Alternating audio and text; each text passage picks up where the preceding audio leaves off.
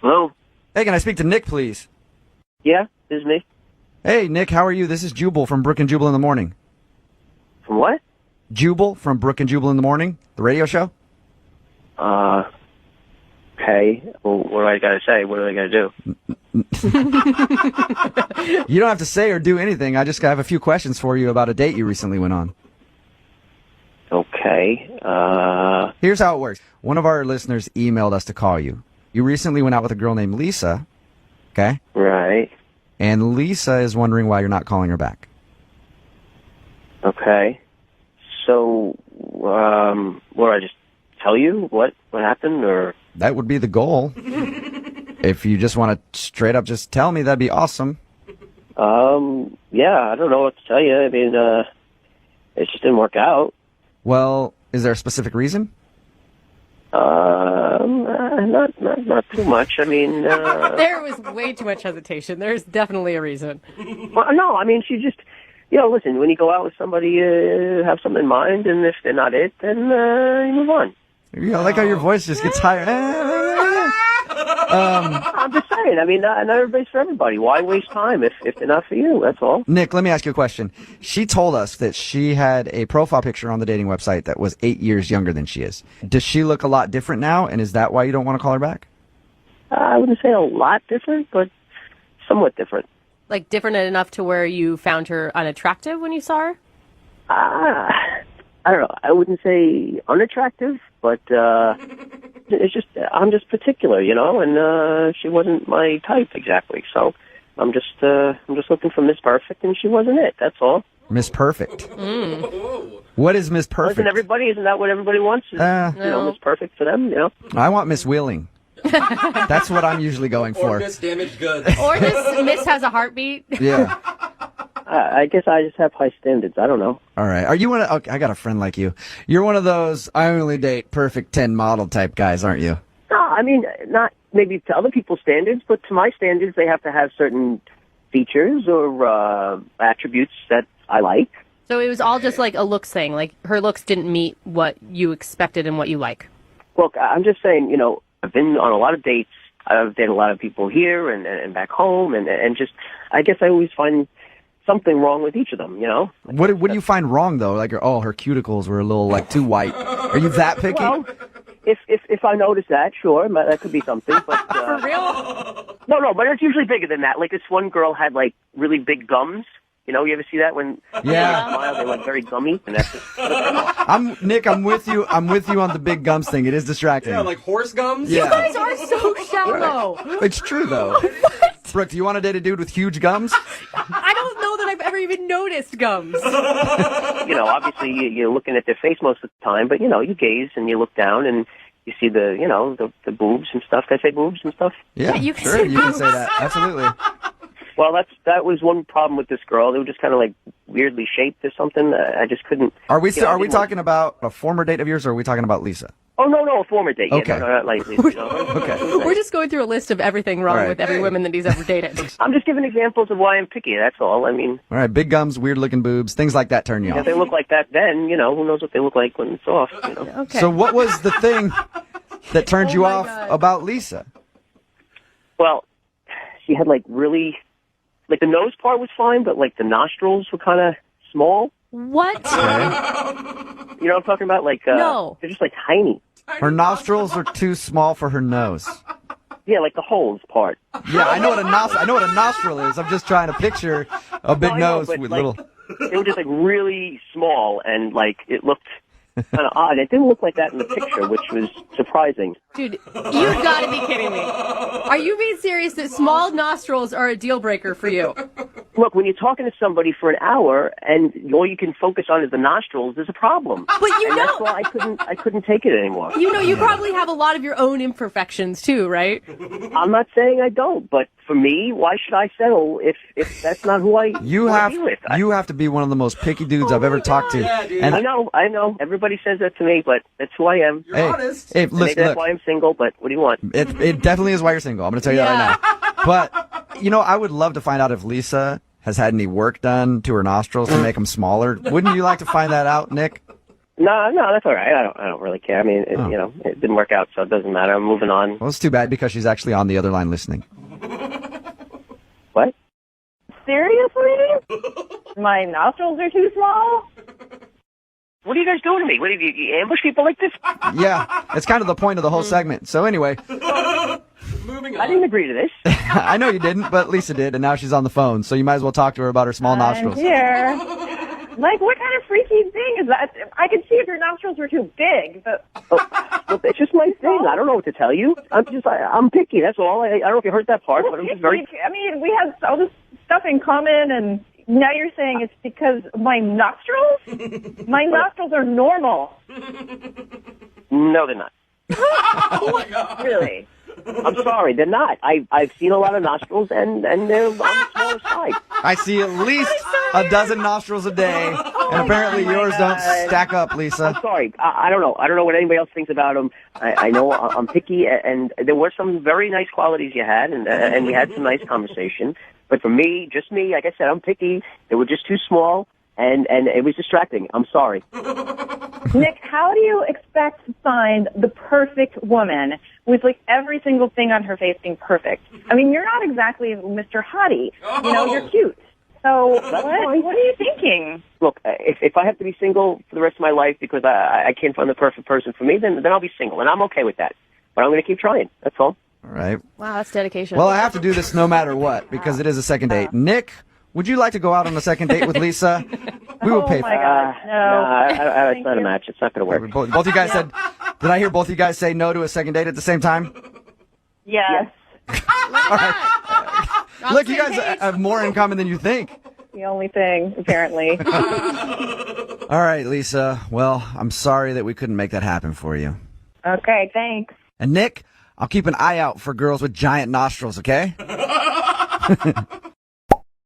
92.5. Brooke and Jubal's second date update. Today's second date update reminds me of a song that I actually wrote that was very popular in the early 2000s. What? You don't write songs. You guys might recognize it. It went like this. He was a skater boy. He said, see you later, boy. Skater boy's really cool and stuff. Skating around the town, dancing all around. He was a skater. He's cool and buff. Yeah, so you wrote I the wrote that. Avril Lavigne song, but with worse lyrics somehow. Who's Avril Lavigne? Never heard of her in my life. Okay. That was a big hit that I had. His name is Josh, and apparently his email said that he met the girl that he wants to call today skateboarding or something like that. What's up, Josh? How are you? Hi, how you doing? Good. Oh, man. Skater boy. He Do you like does- that song that I wrote about you? Yeah, it's a good one. That was a hit. Yeah, I bet all the skateboarders at the park still listen to that hit, Jubal. So it said that you met the girl that you want to call today for a second date update while skating. Is that what happened? Yeah, kind of. I was at this house party, and yeah, her name was Becky, and I asked her if she liked skateboarding. Oh, okay. Skateboarding at the house party, or Yeah, like I kind of just like went up. I had my skateboard in my hand, so I just was like, "Hey, you like boarding?" She's like, "Yeah," and I was like, "Well, let's go outside. I'll show you a 360 flip or something." Do a couple. dude, Nice. you started showing off from the very beginning. I'm impressed. Well, I mean, I was a little scared at first, but you know, I just had to be confident. So I just. Yeah, and I liked her. She was a babe. Yeah. Wait, now was she a babe that also skateboarded, or was she a girl who just happened to like skateboarding because there's cute boys that come along with it? It could be a little bit of both. Maybe she like skated a little bit when she was younger, like hanging out with the boys, and then like, you know, she's just probably, you know, really thinks skateboarding's hot right now because it's pretty big. I mean, it just got in the Olympics, so. Yeah. Okay. So you showed her some tricks on the skateboard, and yeah, I like told her I had a couple of sponsors and stuff like that, and I was like doing all that, and then yeah, and then you know I got a number, and we ended up going out again. I actually took her out to dinner, made reservations at this really nice restaurant. I had a beautiful view. all right. Oh, Did I you bring like your that. skateboard to dinner? No, Yeah, she rode on the back to the restaurant. I left the skateboard at home. Oh, okay. Yeah, I like that. You're a classy skateboarder. Yeah, not like all grungy, not like the cliche like type, like, oh, he's a stoner, he like, you know, he just drinks all the time, and like, you know, nowadays skateboarding's like, it's so physically endurance, it's like, you know, you gotta be like an athlete nowadays. Like, Yeah. For keep sure. up. For All sure. right. So how was dinner with Becky? Oh, it was great. I mean, I took her to this really nice French restaurant, had some caviar, and yeah, it was good. Good. We had some wine. It was real nice. classy. That is very refined. I mean, was she expecting that? I don't know. I mean, I just wanted to do something really romantic and cool, you know? I know. I'm just saying, if I met a skater at a house party, that would probably be the last date I would think that he would plan for us. Like I said, I'm not your average skater, dude. Yeah. All right, sorry, bro. Dude. Sorry. So how did dinner go, though? I mean, you said that you guys talked and had a good time. Why do you think she's not calling you back now? It just kind of got, like, weird. Like, I was like, you know, we left dinner. Everything was great at dinner, you know. And then I was driving her back home, and I asked if she wanted to, like, come upstairs and, like, hang out, like, at my place. And she just kind of, like, rejected me. So then I was like, all right, I'll just take you home, like, because she didn't want to go to my house after dinner. So I figured, all right, she's got class. Maybe she just doesn't get down, like, right away. So I actually thought that was cool. I was like, all right, rad, you know, like, not just like a chick who's just going to, like, bone right away, dude. Like, Yeah. Classy. I love those chicks Right. that don't bone right away. yeah, it just leaves a bad taste in your mouth, you know? Like, once you get something and you know you got it, it's just not even really, like, worth wanting more, you know? Right. It's like, waiting is better. Yeah, Yeah. okay. So you were probably actually excited about that. Yeah, and then, I don't know, like, something in my head kind of, like, made me feel like, all right, dude, maybe she's, like, has a boyfriend. Maybe, like, she's just, like, not in, like, a rad place in her mentality. Maybe she thought I was cute and, like, the energy was pure, yeah, but then I just kind of felt like she had something else that was bothering her. Do you know what I mean? So you think she was hiding something? Yeah, it was just something, like, where my planet and her planet just weren't rotating the same way. Yeah. Oh, I yeah. have heard that Mercury is in retrograde. That could be part of it. Dude, are you serious? I did not hear that. I don't really know. Who knows, I'm just yeah. making it up. So Maybe, you know, I was right. Maybe she did have, like, another thing going on, you know? yeah. Because it was just weird. Like, I did everything on my end, you know? I was cool. I was romantic. I was a gentleman. But, you know? Yeah, it was like you were boarding through this beautiful park, and then all of a sudden you came across a "Don't skateboard here" sign, and you got Right. just stopped in your tracks. Or I just attract chicks that don't like to be treated nice. Who knows? Maybe that's it. You're gonna call her and be like, "He was just too He nice." was way too nice. All right, man. He We'll, was too damn nice, Dad. we'll play a song, come back, call her, and get your second date update. All right? Cool. All right, man. Hold on. Moving 92.5. Brooke and Jubal in the mornings. Second date update. Right in the middle of a second date update, and if you're just joining us, Josh is on the phone, and he wants to call a girl named Becky today who's not calling him back after their date. Josh is a skater, like really into skating, sponsored and everything, he says. I have a question for you, Josh, before we get into the second date update. Yeah, what's up? Well, I was trying to figure out, what are girls that follow skaters around called? Like ramp bunnies, or like what's the name? You want a groupie name? They all for- kind of have groupie names. I was wondering if skaters have groupie names.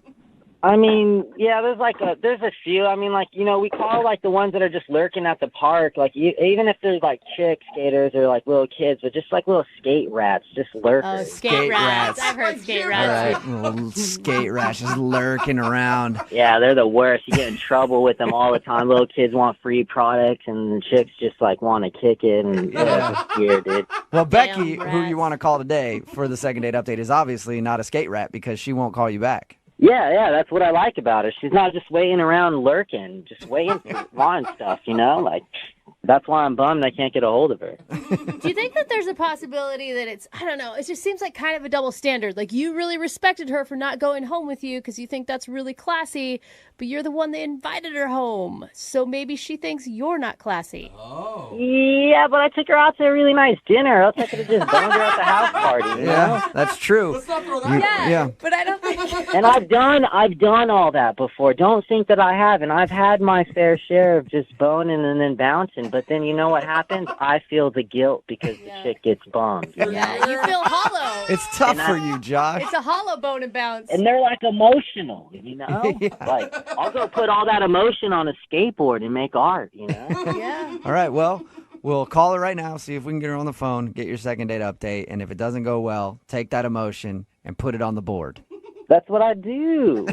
All right. I'm going to dial her number right now, man. Here we go.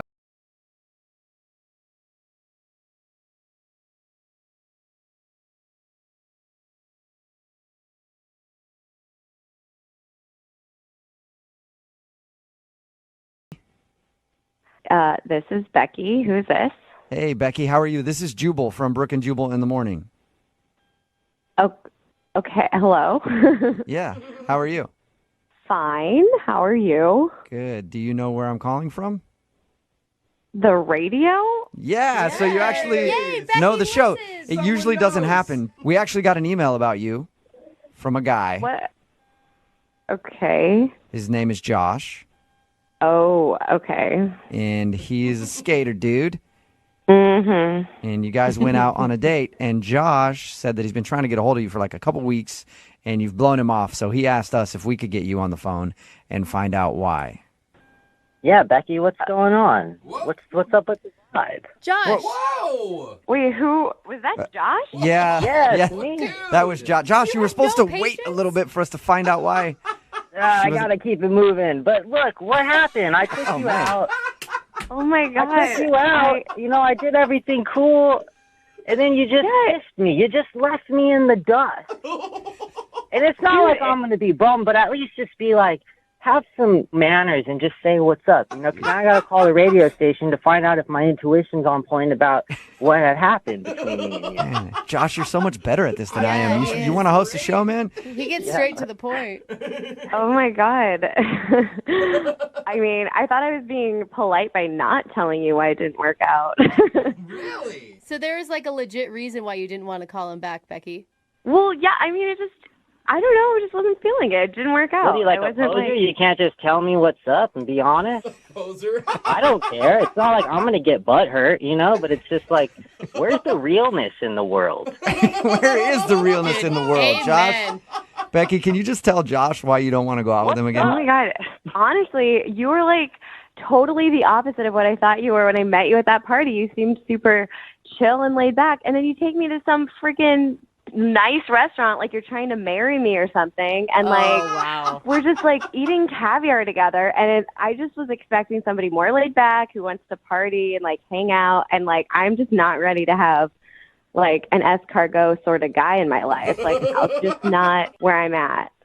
I thought you'd actually be like with it. Like, what other skater would do that? You'd probably go get a burrito and a Pabst beer at the corner store, with the typical skateboarder. That sounds like a great date to me. Really? Becky, are you kidding me? He took you to a beautiful French restaurant and you're honestly turning him down for that reason? Well, it was just like so not what I was expecting. It was like this weird pressure. 'Cause, like, I wore jeans to this restaurant. I was the only person in that restaurant wearing I wore jeans too. Well, okay, we were the only people in that restaurant wearing jeans. What does jeans have to do with love in the world? Absolutely nothing. I try to do something cool.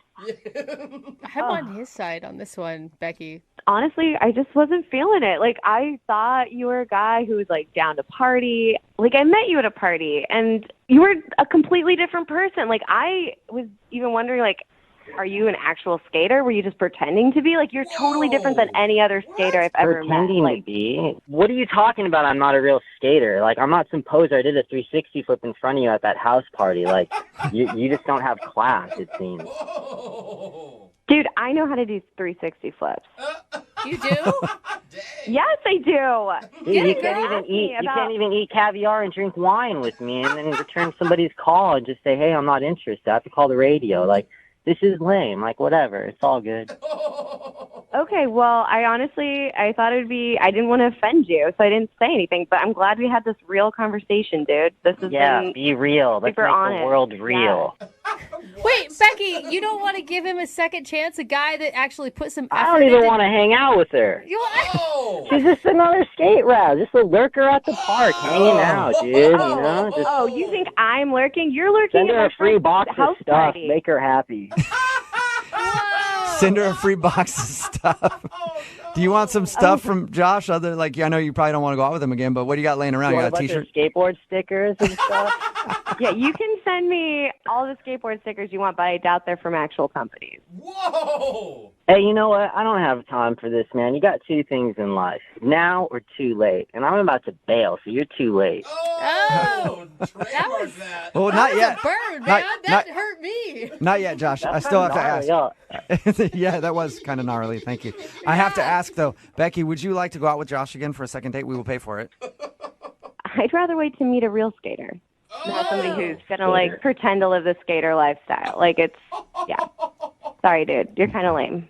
You don't even know what you're talking about. You want to talk about real skating? Like, look at you. You can't even be treated with class. Like, go hang out with a bunch of lurkers and skate racks. Be grungy and grimy. And, go be you and half of the other chicks out there. Because you know what? That's why you're left with all your emotional BS and no one wants to deal with it. So, Wait, I'm the one being emotional? You're the one who had to call a radio station to get You don't even have to tell me what's up. Like, what are you talking about? Oh, What are you talking about? You can't even be real and get on the phone and tell me, hey, I'm not feeling it. Like, you're the poser. What are you talking about? All your projections are yourself. Like, you're burnt. You're so burnt beyond belief. It was so nice meeting you, Josh. It was so nice. Yeah, to meet whatever. Bye-bye. Later. Later, skater. Becky, Later, hater. Real mature. Okay, I'm done. This has been entertaining. Been done. All right. See you later, Becky. Oh my God, why is this making me laugh so much? Josh.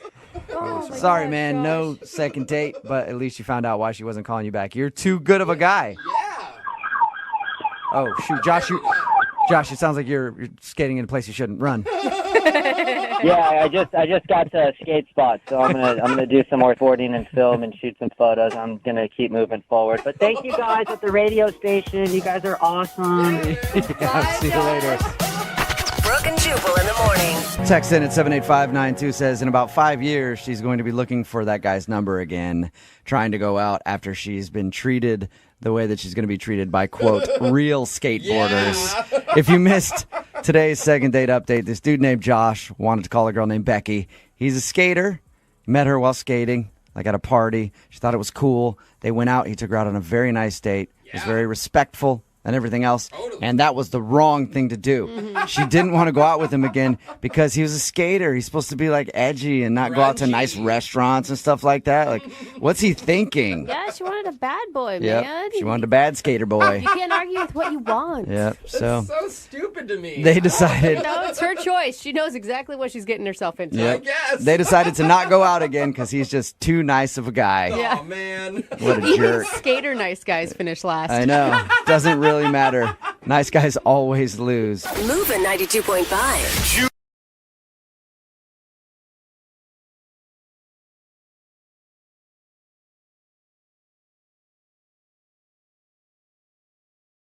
Hello?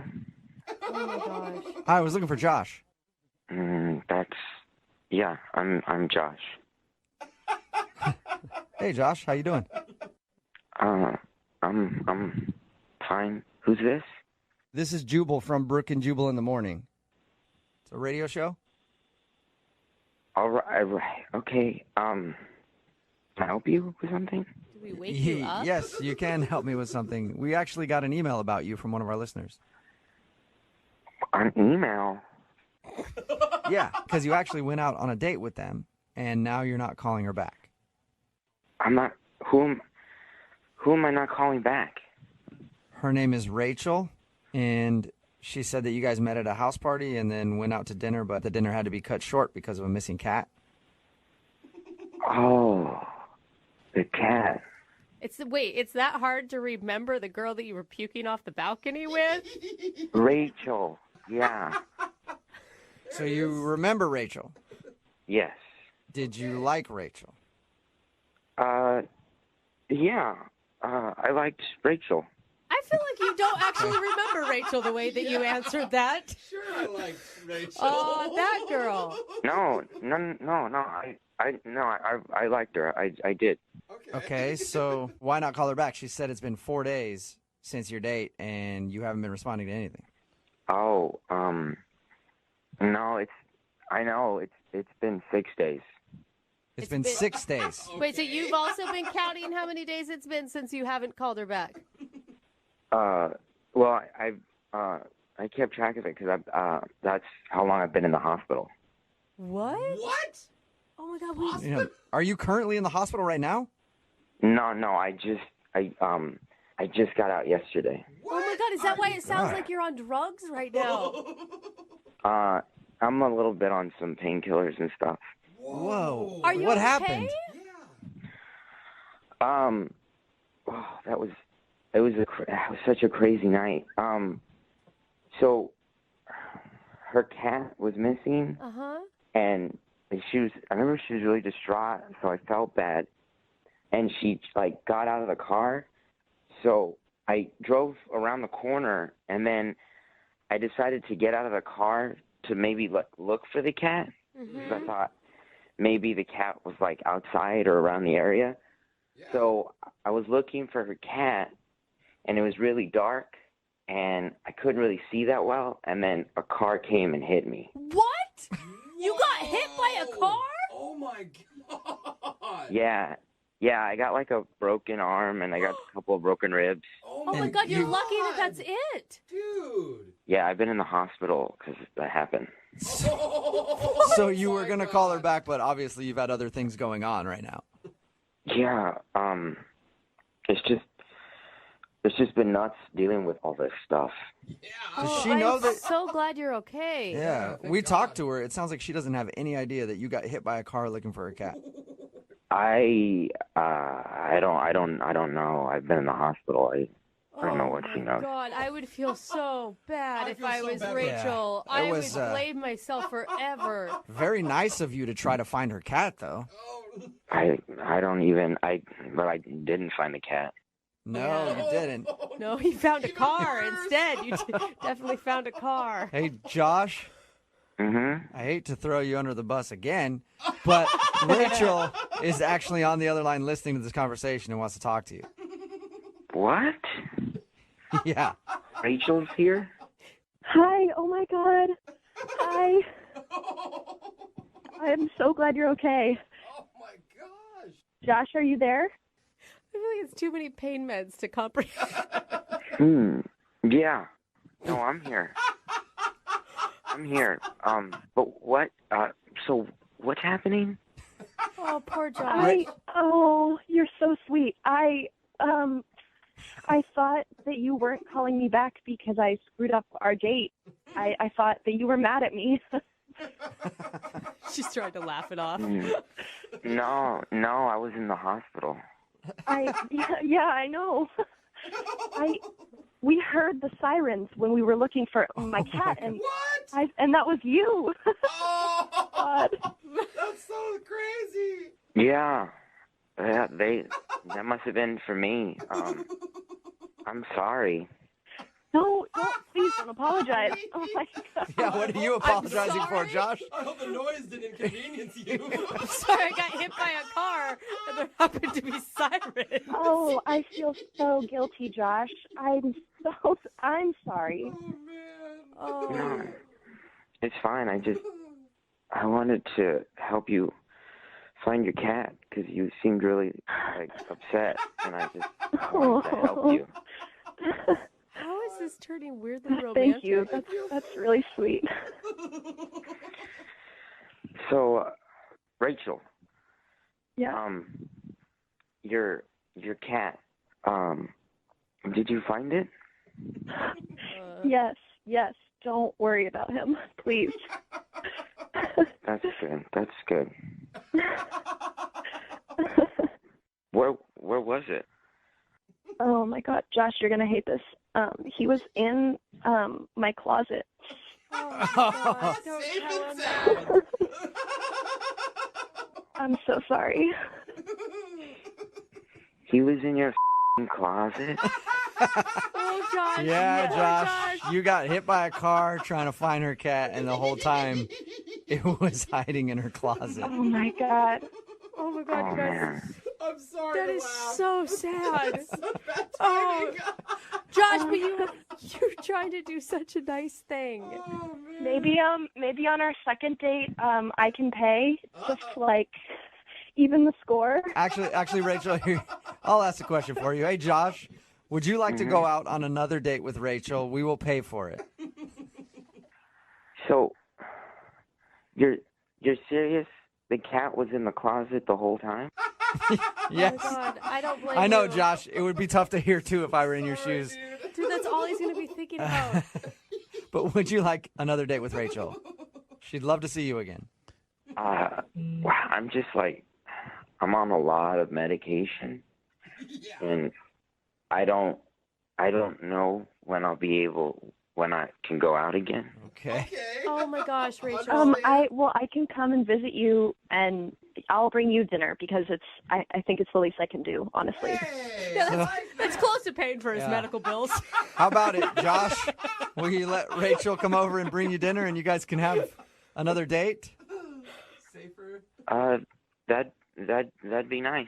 All right. Well, congratulations, Josh and Rachel. You guys got another date. All it took was Josh being hit by a car. A couple broken bones. Yeah. Thank you guys so much for getting in touch with him. I completely misread all of this. Yeah. I never would have known. And you know what? I think we all learned something here because, Rachel, I started this off by saying, since you two met puking, and then you had the missing cat, I said that was the recipe for true love. I think we found what the recipe is. The recipe for true love is projectile vomiting together, a missing cat, and then getting hit by a car. Wow. And that's what true love is. That's all you need in order to have a healthy relationship. Congratulations, Rachel. Thank you. Thank you. And Josh, rest up, man, okay? Yeah, I just in the closet the whole time. Yeah, it was. Moving 92.5. Brooke and Jubal's second date update. You know how the old saying goes, don't dip your wiener in the company pen holders. Nope. Nobody puts wiener in that saying. Don't give your wiener to a coworker. No, it's don't dip your pen in the company in ink. the company Wiener. Oh, ink. That's weird. I don't know. I'm the weird one. Am I saying it wrong? I don't know. Anyway, Julian is on the phone today for a second date update. His email said that he met the girl who he wants to call today at work. So I'm guessing it's a coworker or something. Julian, how you doing? I'm good. How are you guys? Good. So you're trying to dip your wiener in the pen ink, Right, enough. right? Is that what this is about? No, it's not at all. Okay. Thank God, Tell us a little Julian. bit about the girl that you want to call today. She's a coworker? Well, she's not a coworker. She came in purchasing supplies at the office that I work at. So I guess she's kind of a client coworker. Nice. Okay. Seal the deal there. Customer. So did you ask her out while she came in to deal with, like... Well, no, because I think that's unprofessional. Basically what happened is she came in and she was working with me, or I was working for her, however you want to say it. I didn't want to cross the line, I guess. And then she ended up coming back because she hadn't got her parking ticket validated in the lot. And then you validated it with your wiener. Oh, my God. Enough with Am I wiener. right? Or am I right? No. I validated it and then had a nice conversation with her when I walked her out to the lot. Okay, well, where's the wiener come into this thing? I haven't heard anything about a wiener yet. No, there was no wiener involved in the validation. Anyways, I asked her if she would like to get dinner on Friday night, and she said she would, and I got her number, and I called her, and we went to dinner. What's her name, by the way? Christina. Christina, and how was dinner with Christina? Dinner was good. I mean, I feel like we had a lot of chemistry, and I like veal, and not everybody likes veal. And she wanted the veal, too. So we ended up ordering the same thing, which I thought was kind of a cool thing. And dinner went good. You guys both ordered veal. In other words, you're both fans of slaughtering baby calves. I like that about both of you. Seems nice. That's not what I think about when I'm eating veal. I like the way veal tastes. I'm not worrying about the process. Oh, that's why I like it. I picture the whole thing go on while I'm eating Not veal. why I like it. Not why I like it at all. Oh. Actually, you're making me like it a lot less by giving me that story. So if dinner went well and everything else, why do you think she's not calling you back? You know, I don't know. I mean, there were a couple things now I'm trying to run the night through my head. And like, did I do something wrong? Did I have, my fly open, or my food in my face, or how I ate? There's the fly open. There's the wiener. The wiener. I knew it. I could tell just to talking to you that you're a wiener guy. I knew it. Yeah, you're right. How did you figure me out? Oh my God. But realistically, the only things that I think that could have possibly not gone well, I did have to take a work call, which I don't like to have to take work calls if I'm on a date, but I was expecting a client to call, so I had to walk away. Did you tell her at the beginning of the night that was going to happen? I did not tell her that I was expecting a call, but when I got back, I said, hey, this was an important job call. I had to take it. Well, did you leave her stranded by herself for like a half an hour while you were on some conference call or something? Well, no, I stayed at the table for a minute and then walked away, but it was no more than 15 minutes long. I mean, and she had an appetizer and some wine, so... Okay, so it wasn't. I have a hard time thinking that would be the reason not to call you back if you're like, hey, sorry, it's an important work call. Yeah, me too. And then the only other thing, I'll be honest with you, I'm not going to say the restaurant, but veal is a particular type of food, and if you like veal, you like veal. But I thought that it was okay, and I kind of was like, oh, how's your veal? And she's like, oh, it's great, blah, blah, blah. And I was like, oh, she's asked me, and I was like, it's all right, it's okay. And maybe, I don't know, maybe she thought I was being hypercritical or a snob about the food, but I wasn't. I was just giving my honest opinion. Honestly, I think both would be a red flag for me. Like, obviously, if a guy's taking a call in the middle of a Friday night date, he's going to be putting work in front of me our entire relationship. Wow. I mean, some girls think. I'm just saying, like... Wait. But first off, you have to understand, she's in the same business. She knows that I'm in sales. Yeah, but she wasn't taking a call during the dinner. Because she's a buyer. She's not a seller. Okay. She's not as important as I am. I see. My bad. So how did... No, she understands that sales, there are other time zones, there's other people that are working at different hours, where when you're buying, you're not as... I don't want to say in demand, but sometimes you have to answer the phone when you're selling, because if you don't, you lose out on the sale, then you lose out on money, and then you can't afford the dinner. I think a red flag would be taking your wiener out at the dinner table, like you said you did earlier. Okay, for the record, I didn't take out my wiener for any portion of the date, not during dinner or after or anything. All right. So when we call her and ask why she's not calling you back, she's not going to say that, I'm sure. All right. How did everything end with her? I kind of went in for a kiss, and I kind of got more of a handshake, hug kind of thing. But it was a first date, so... Was it awkward? I don't think it was awkward. It was. It wasn't like I was like an inch from her lips and she, stuck her hand to me. It was, I was kind of coming in kind of to like hug, kiss, and she kind of put her hand up a little bit. So it was, that's all. So she shut you down. No, it wasn't a shutdown. It was just. That wasn't a shutdown? Sure sounds like a shutdown to me if you go for a kiss and you get a handshake. Hand to the face. Have you heard anything from her since your date? No, I called her once, and I've texted her 3 times. Okay. Well, we'll play a song, come back, call her, and get your second date update, all right? Okay, great. Thanks. Okay, hang on. Moving 92.5. Brooke and Jubal in the mornings. Second date update. Julian is on the phone with us, and today he wants to call a girl named Christina. And Julian claims that he wasn't shut down at the end of the date when he went in for a kiss and she shook his hand instead. He still says that wasn't him getting shut down. But in my definition of me getting shut down, that is probably the best way to describe it. Listen, I didn't get shut down. I went in for a kiss. It was a professional date. It was a work thing, so it wasn't appropriate. I understand. But I didn't get shut down. Either way, I think you got shut down.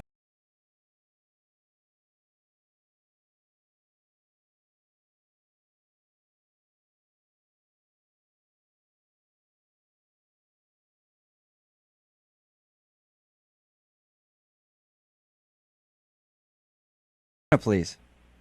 Yeah, this is she. Christina, how are you? This is Jubal from Brooke and Jubal in the Morning. Who is this? Jubal from Brooke and Jubal in the Morning, the radio show. Okay. Why are you calling me? What is this? I'm calling you because one of our listeners asked if I could get you on the phone to ask you a few questions. Okay, that's really weird. It's a segment we do on our show called the Second Date Update. So you recently went out on a date with a dude named Julian. Okay. And Julian emailed us and said that you haven't been responding to any of his text messages or phone calls. So he thought maybe we could get you on the phone and find out why you're not calling Julian back. All right. He told us how you met. You're like a client where he works, and he asked you out, and he said you guys went out to dinner and had a pretty fun time. That's what he told you? Yes. Good time? So you didn't have a good time? I wouldn't call it that, no.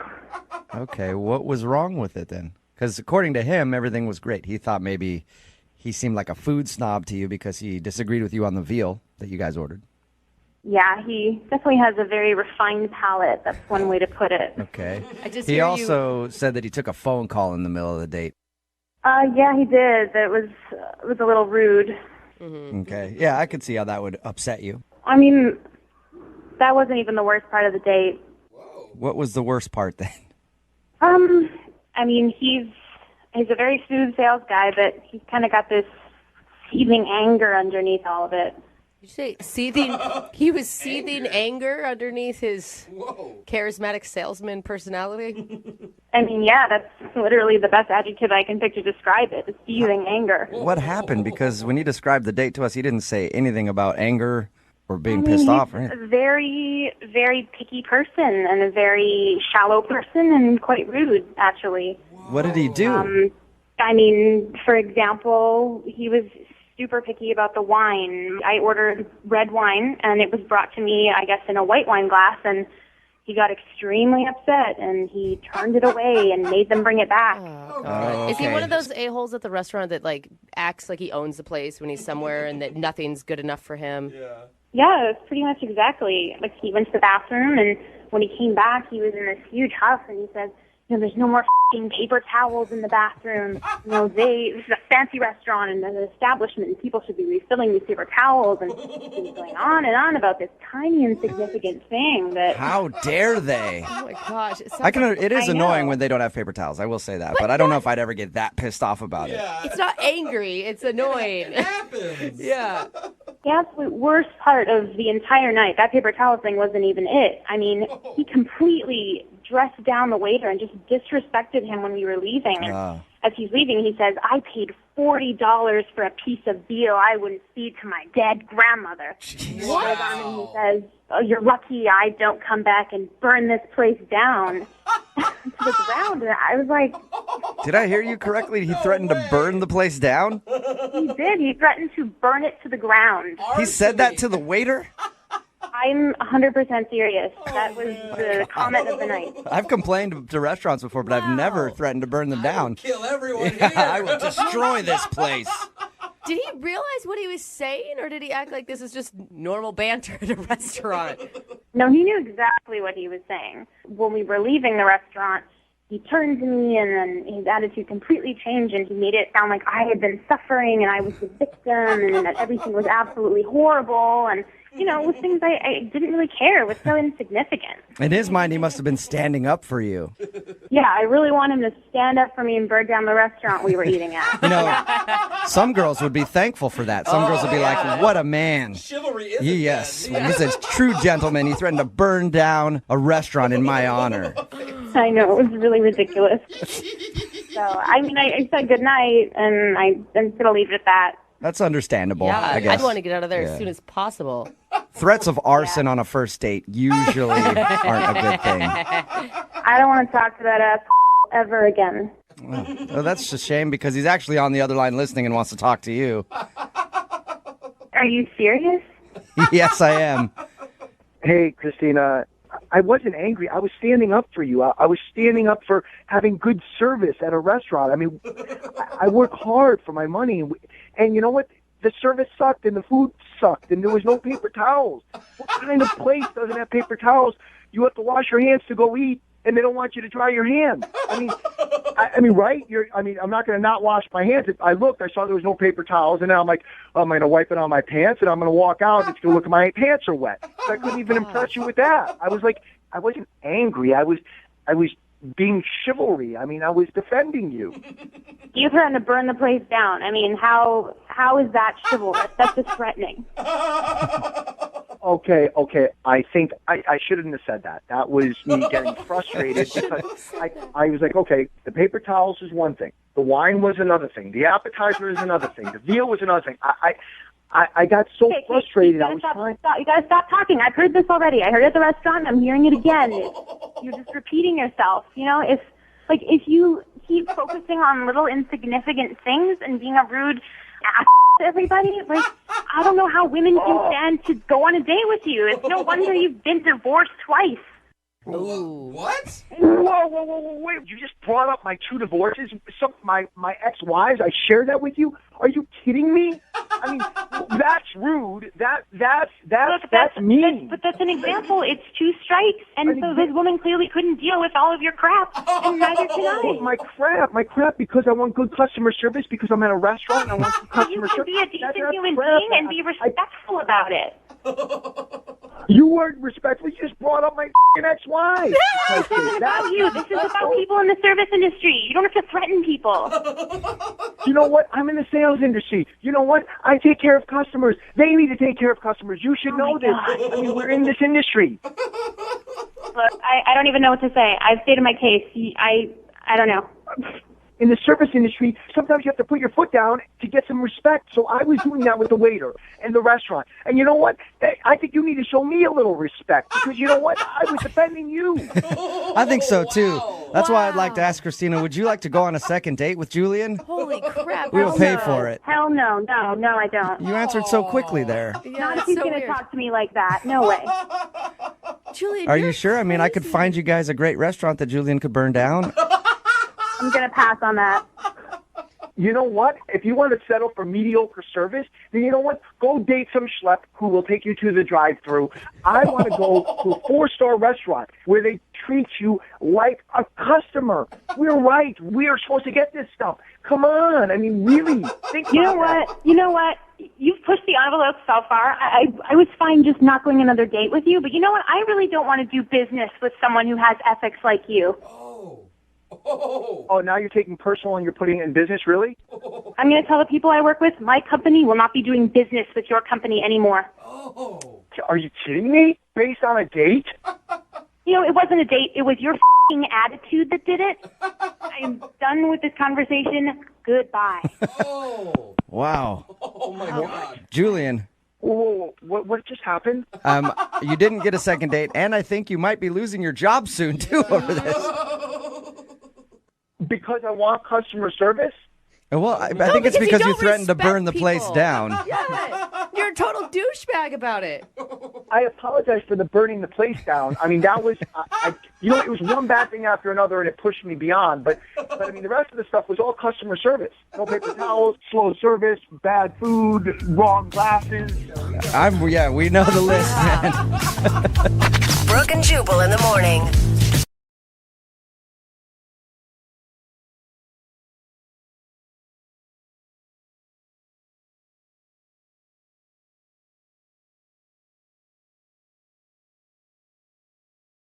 Are you looking for the thrill of your life? With Zadart, Seattle's only exotic car rental company, you can book a Lamborghini, Ferrari, and more. Visit Zadart.com, ZADART.com to book your exotic car ride. Moving 92.5. Brooke and Jubal's second date update.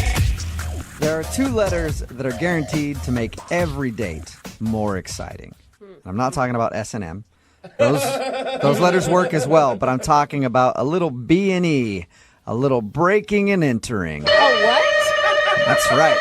What? That is the way to spice up any date. And that's what happened to Maria on her first date, and that's why she thinks she might not be getting a call back today because she broke into a house on her first date. What's up, Maria? Hello. How are you? Are you a criminal right now? No, it's not what you think. It was my own house. Oh, that's what criminals always say. Yep. You just stopped at a house. You're like, oh, I promise that's my stuff. I got to get my TV out of there real quick. But your email said that you think you might not be getting a call back because you had to break into your own house? Yeah, I mean, it was a whole thing. Do you want to know what happened? Yeah. First off, tell me about the guy. How'd you meet him? Well, I met him on Bumble. Oh, yeah. I've heard good things about Bumble. I have a couple of girlfriends using it. Yeah, it's nice because the girls have to start the conversation first. Mm-hmm. Oh. And you only have 24 hours to do it, so it's kind of like all or nothing, you know? It's like Tinder, but you don't have a bunch of pervy dudes hitting you up nonstop, right? Exactly. Yeah, you kind of eliminate the pervy dude situation. And he seemed pretty cool, and we ended up actually talking on the phone, which people don't do anymore. Right. And he seemed really smart, and he had a really cute laugh. And so he asked me if I'd like to go out to dinner, and you said, were like, hell no, let's break into a house. That sounds way more fun. yeah, I actually offered that, but he was like, nah, I'd rather not. Yeah. So you guys agreed to go out to dinner. How'd that go? Well, he came to my house to pick me up, and I got out to the car, and I realized that I didn't have my keys. Oh, no. That's the worst feeling. So this is where the breaking and entering comes in. Is your house easy to break into?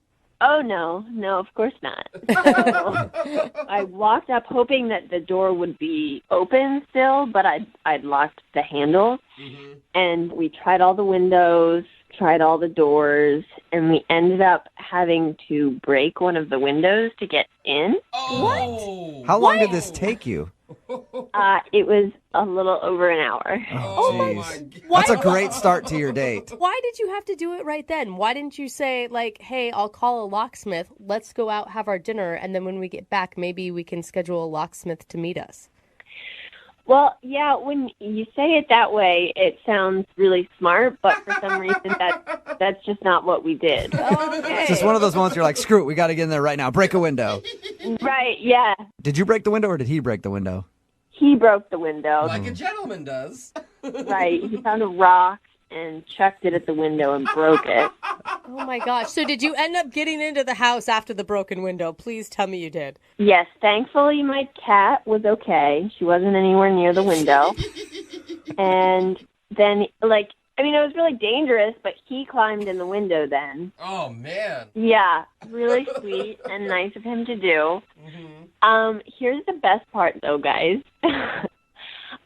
He got in, and he unlocked the door, and I got in, and then I spent 15 minutes searching the house, only to realize that my keys were in my purse the whole time. Are you serious? That sucks. You didn't dump your purse out before you spent over an hour trying to break into your own house?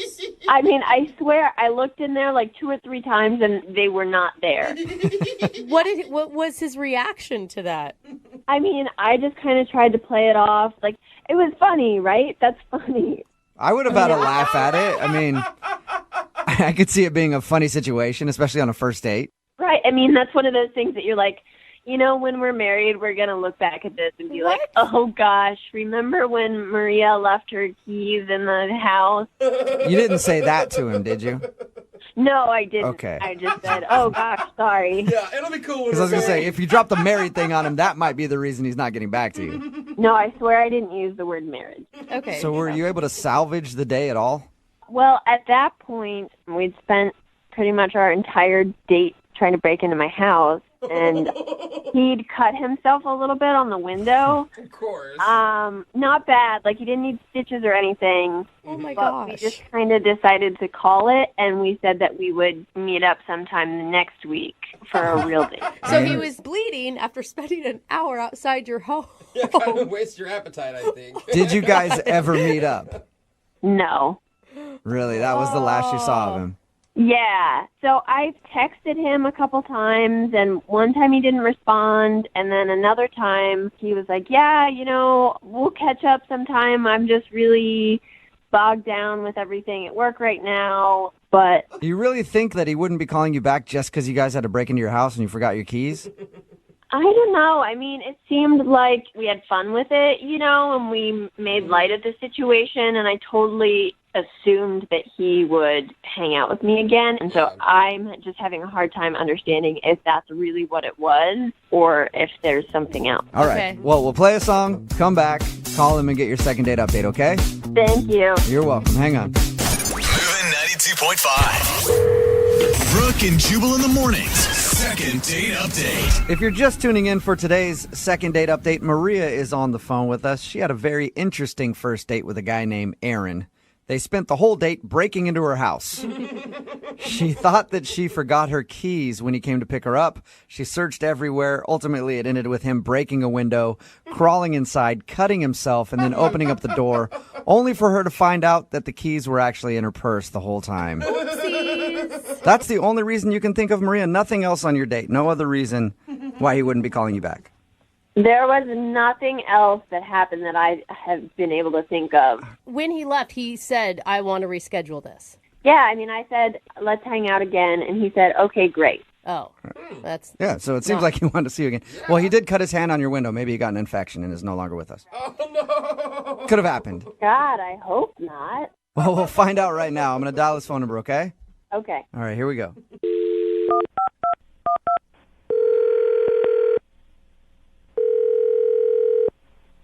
Hello. Hi, I'm looking for Aaron. Yeah, that's me. Who's this? Hey, what's up, Aaron? How are you? This is Jubal from Brooke and Jubal in the Morning. From who? Jubal from Brooke and Jubal in the Morning. It's a radio show. Oh, okay, yeah. So you've heard of the show? Yeah, I've heard of it. Okay. Have you ever heard of the segment we do called the Second Date Update? No, sorry. Oh, that's okay. You're going to get very familiar with it because you're a part of a Second Date Update now. What? It's a segment we do on our show where if you go out on a date with somebody and then end up not calling them back afterwards, they email us to see if we can get you on the phone and ask what went wrong. So a girl named Maria emailed us about you. Oh, okay. Oh, that's the excited voice, right? Yeah. She told us a little bit about your date. Didn't sound like much of a date, just breaking into her house basically when you came to pick her up. Oh my God. Yeah, that did happen. But she also said that you're not calling her back, and at the end of that experience, you guys had sort of made plans to go out again. Yeah. Yeah, it just doesn't seem like it's really a great fit. You know, like it seems like, I don't know, I don't want to be mean, but it just seems like it would be kind of hard to actually date her. Oh. Why is that? I don't know. It feels like we're on different levels, if that makes any sense. Whoa. Is it because you had to break into her house because she forgot her keys that were actually in her purse? No, it's not that at all. That was actually pretty great. I don't get to break a lot of windows. That was really fun. Oh, so you did think that part, well, the only part really of your whole date, you had a good time with her. Yeah. If every girl wanted me to break into her house, I would totally be fine with that. That's a fun adventure. Yeah. Okay. Seems like an exciting time. I thought the blood would definitely be like, well, I cut myself and I'm leaving. Oh, it was super minor, and she had bandage. It was not a big deal. Okay. So then what's the reason that you're not calling her back? Why don't you feel like you're on the same level or whatever you said? Well, so while we were around, like, one of the sides of her house trying to find a window to get into, we were talking. We were trying to have, like, salvage a date out of this. Right. And this is the first time we've talked in person, so we were chatting, So and... You're having, like, first date get-to-know-me conversation over trying to jimmy a window open to get into a house.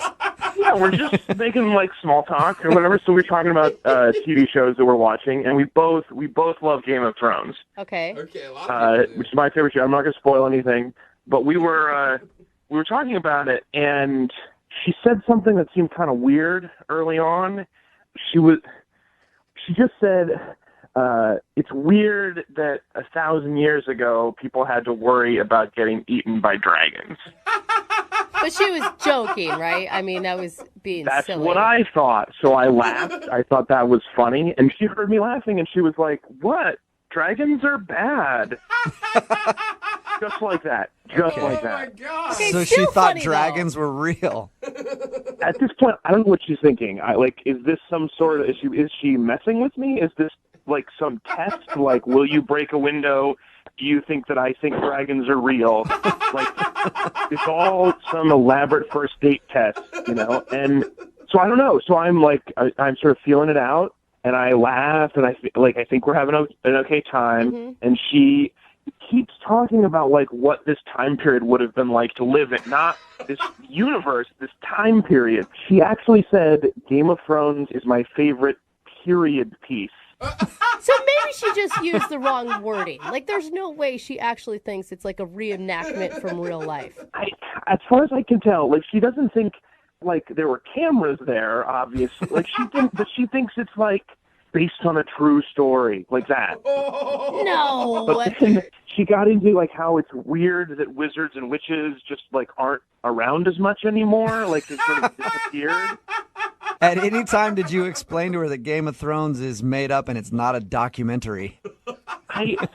Look, man, if she thinks that's true, then I don't want to break her heart. I don't want to crush her and tell her about the terrible world. And if she's messing with me, I don't want to admit that I'm fooled. There's no win situation. Yeah, I guess you're screwed. Hey, Aaron, I do want to let you know, though, that you might have crushed her. What do you mean? I mean that she's actually on the other line listening to this conversation.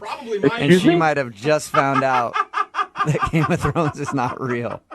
Maria, are you still there? I'm not stupid. I know that Game of Thrones isn't real. It's not a documentary, but it's based on true events.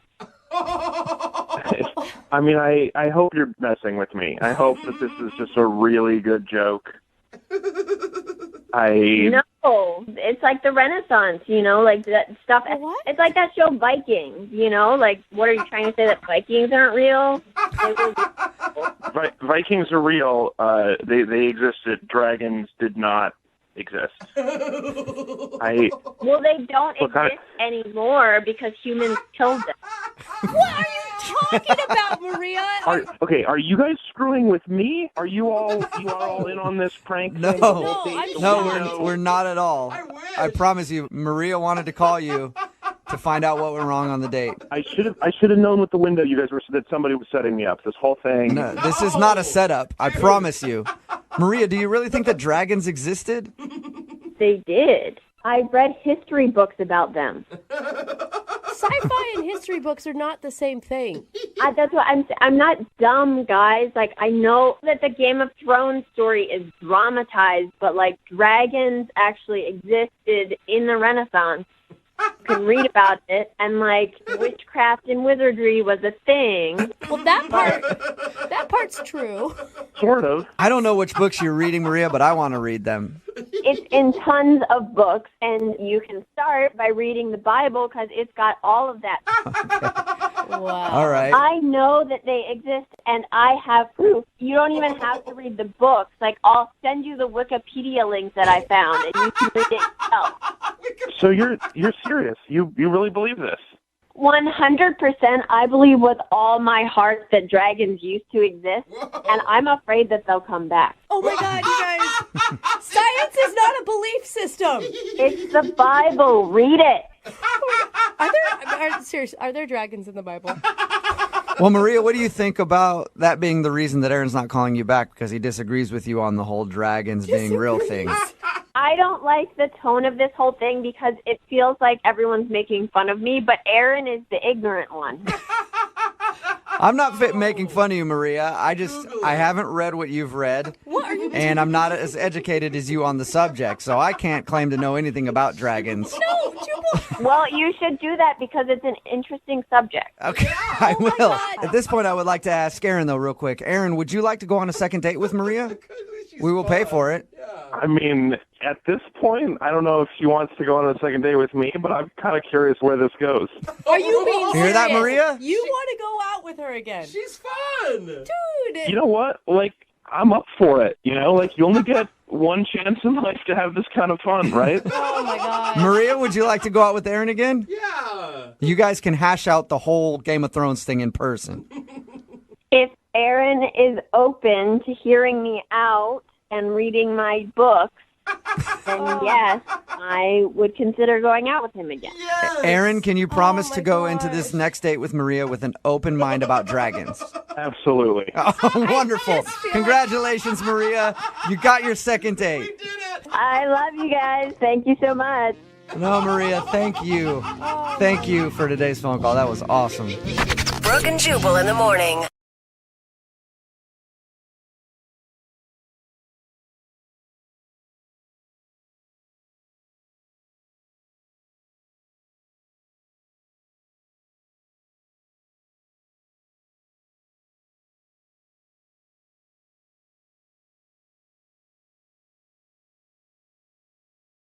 Need LASIK? Trust the experienced team at the LASIK Center at Evergreen Eye Center. No glasses, no contacts, no limits. What will you do?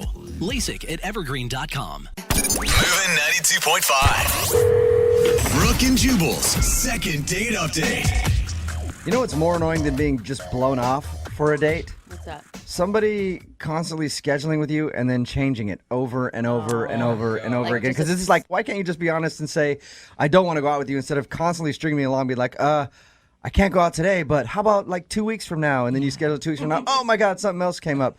That's the issue that Jill is having. Jill is on the phone today for a second date update. She emailed us about a guy named Sam that she met online. Jill, how are you?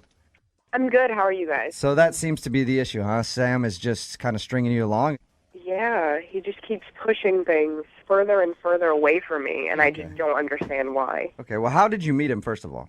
We met online. You did. Right. I thought he was super nice, and we had talked for a few weeks before we actually decided to meet. But we did have, like, good conversation throughout that time. Was it a dinner and drinks type of situation? Yeah, it was a dinner date. Okay. And he was just super nice and handsome, and I was just, like, really excited about it. But there was, like, a red flag. Uh-oh. What was that? I really thought he was a good guy, so I was giving him every signal I could think of to try and get him to kiss me. Yeah, you're like touching his arm. You're pushing your boobs together. You're trying to scoot over closer to him. Yes. You know, the shuffling of the keys at my car door, like everything. Oh, that's the worst, when you're standing there and just waiting. Yes, and even more embarrassing is that there was a point where I was literally like inches away from him, like our toes were touching. Okay, and he just was not getting it. No. And all he could muster was like, yeah, let's hang out this weekend. In his defense, maybe he's just a guy that gets nervous in that situation. Or maybe he doesn't kiss on the first date. There are some guys like that. That is very rare. Usually guys don't kiss on the first date because they're scared to go in for it.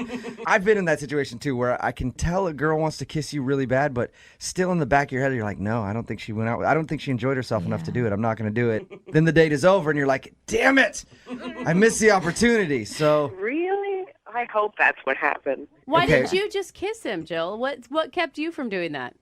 I felt like I was trying to make all the moves to get him to know that I was interested. So him, like, not reciprocating in the same way, Right. I felt, like, nervous about it because I'm like, I'm not going to just, jump on him because I was giving him all these signals. do you feel like he didn't want to kiss you? I don't know. That's what I don't understand. Like, I thought it was a good sign that he said, all right, let's hang out this weekend. So I'm like, okay, so he doesn't not have an interest in me. He does because he wants to see me more. And anytime you refer to future plans, it's always a good sign. If we call this guy and get him on the phone and he says, dude, she just was like a close talker, especially at the end of the night, like she was jingling her keys in my face and her breath was just terrible. And I thought about kissing her and she just smells funny. Are you going to be upset? Of course, but I would at least like to know. Yeah. Because he keeps making these future plans, but then they just keep getting pushed like every 3 days. Like the day comes and then he's like, sorry, I forgot about this with work or whatever. Let's hang out a couple days from now. And then that day comes and he's like, you're just going to kill me, but this and this came up. How many times has he rescheduled? 5 times. Do you think he's just flaky, or do you think that he's trying to not see you? I don't know. I usually think that, like, you would just stop responding or send me a text and it just didn't work out or whatever. Right. But don't keep rescheduling. And Yeah. I just really want help with it because I don't know what went wrong. I'm a person who overbooks myself, and I always screw somebody in the situation, and it doesn't feel good. So maybe it's just that, he has a couple more priorities over you right now because you've only gone on one date. Yeah, and I understand that. I just would want to know that that's the truth. Yeah. And not feel like he's just stringing me along. You know what I mean? Totally. So you're kind of in that weird limbo spot where you're like, okay, is he really that busy? Yeah. Or is he blowing me off? Exactly. Okay, well, we'll play a song, come back, call him, and get your second date update, and hopefully we can find the answer for you, okay? Okay, thank you so much. All right, hang on. Moving 92.5. Brooke and Jubal in the mornings. Second date update. All right, Jill, you ready to go with your second date update? Yeah. Okay, I do have to tell you, unfortunately, I'm going to need to reschedule your second date update for 3 days from now, okay? That's all right. Don't do that to me. If you're just tuning in, Jill wants us to call this guy named Sam. They met online, had a nice date. At the end of the date, he kind of chickened out in kissing her.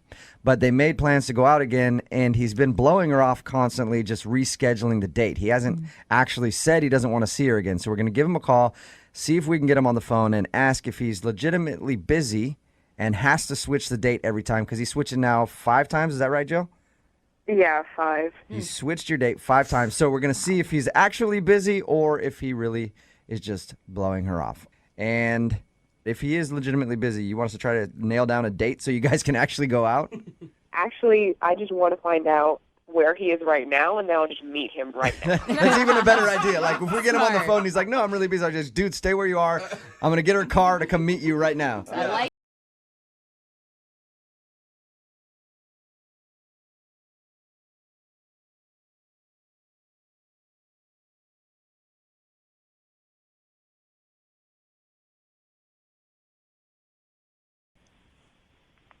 Yeah, this is he. Sam, how are you? This is Jubal from Brooke and Jubal in the Morning. Okay, hey. Are you familiar with our show at all? I mean, kind of. Okay. Well, I'm calling you because I have something to ask you about. You recently went out with a girl named Jill who listens to our show. Yeah, I did. Okay, and How'd you guys- Jill emailed us and told us a little bit about meeting you, told us about your date, said that she liked you a lot. She says that you guys have tried to schedule meetings to go out again, and every single time the date comes up, you switch it for a couple days. Like, you've blown her off 5 times now, and she's wondering if you actually really want to go out again or if you are not into her and you're just afraid to tell her that. No, I'm not blowing her off. I've texted her. Okay. I'm just busy. I'm really busy. That was her worry, because she told us that you've texted her and you've, like, changed the date every single time that you guys are supposed to go out. Yeah, I mean, I work. I'm busy. I mean, she's a nice girl. She's great, but I just have a lot to do right now. But you can see how she'd think that you're blowing her off, right? Are you really that busy? Yes, I'm busy, guys. I mean, why are you questioning like I'm lying? I'm not. Well, I don't know. Just because, Sam, I don't mean to, I've been in the situation before where, you know, I've either done that to somebody or somebody has done that to me, and you feel like, man, they just don't want to see me again. So Jill emailed us to call you and ask if you didn't want to see her again. So you do want to see Jill again?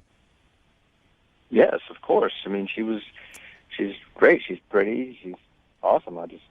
I'm busy right now. You know, we have to find the time. What are you so busy with? I mean, I know you work, but 5 times is a lot. Are you just kind of nervous around her? It's understandable if you are. I mean, I'm kind of like uncomfortable about this, so I can tell you guys what's going on if you promise you just kind of like stop questioning me about it, writing me about it, because it's making me a little awkward. For sure, man. Like, I just want to let Jill know that you actually like her so we can get you guys in the same place at the same time, like you've been trying to do. Just, you can let her, maybe it'll help if you let her know that I do want to see her again. It's just there's a reason why I'm taking it slow. It's because I did get out of a relationship a couple months back, split from my ex, and she emailed me, and she told me the reason why she broke up with me is because she said I was a bad kisser. Oh, all right. That sucks.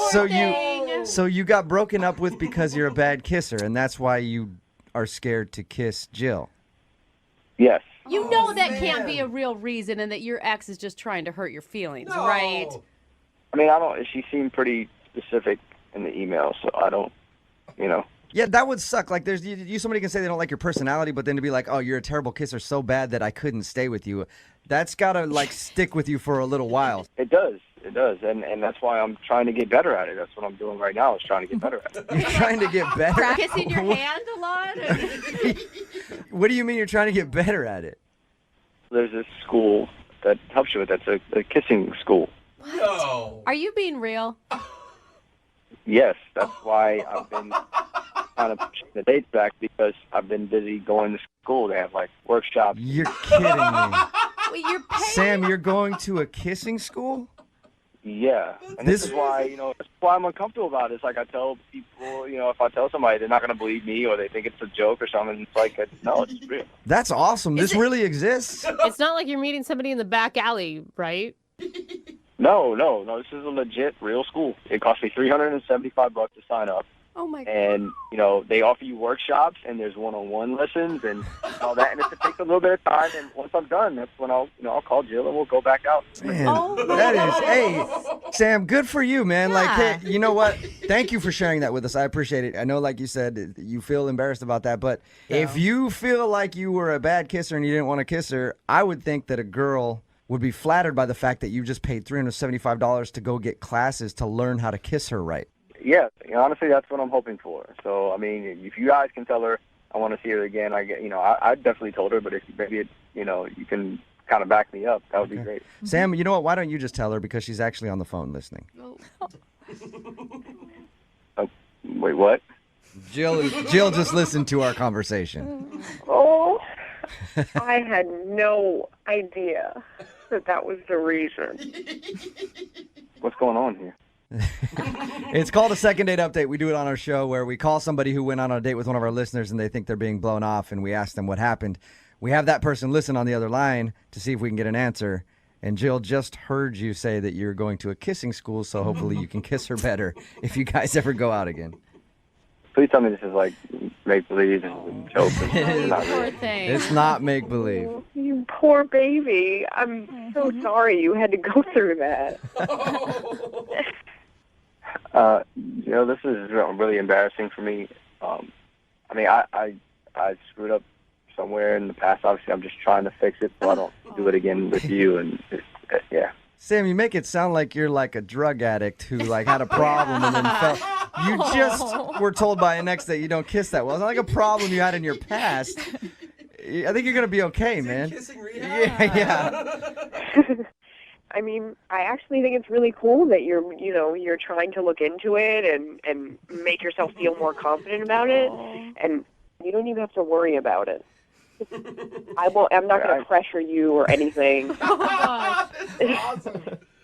But I mean, that's the thing. I enjoyed our time. I really do like you, Jill. I enjoyed going out with you, and I don't want to ruin it by, being a bad kisser, because it's like she thought I was bad, and if you think I'm bad, and you don't want to go out with me anymore, it's like, No.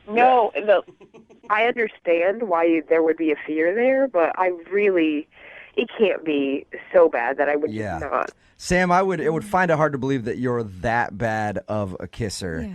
That Jill's going to kiss you one time after she already likes you from your first date, and then she's just going to go running for the hills. Like, oh my God, it was terrible. Yeah, maybe. I doubt that you're that bad of a kisser.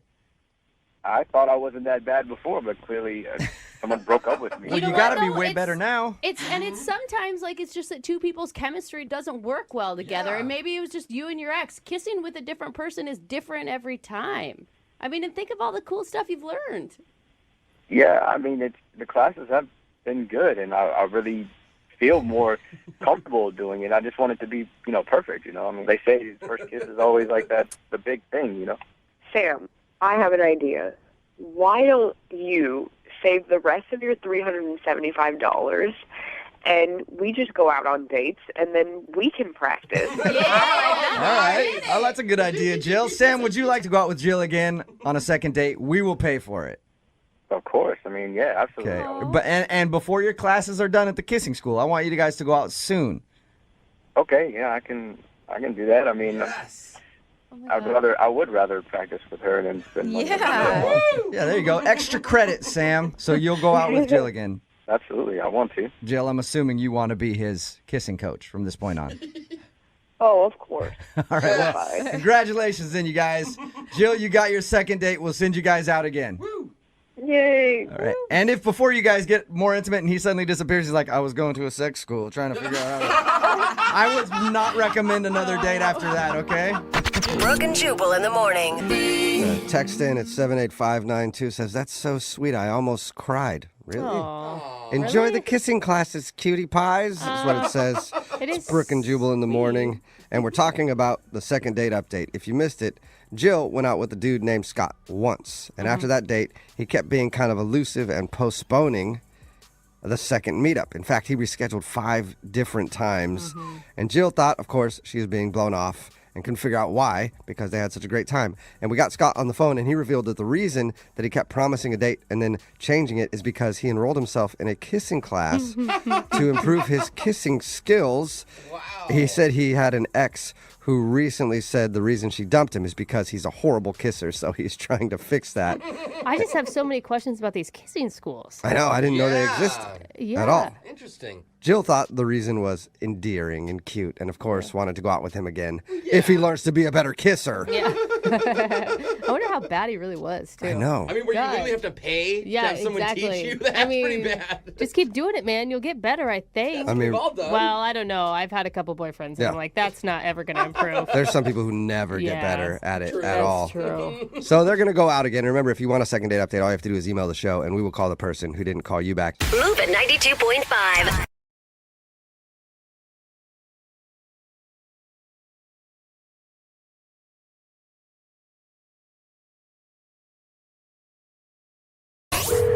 Second date update. You know what they say about love.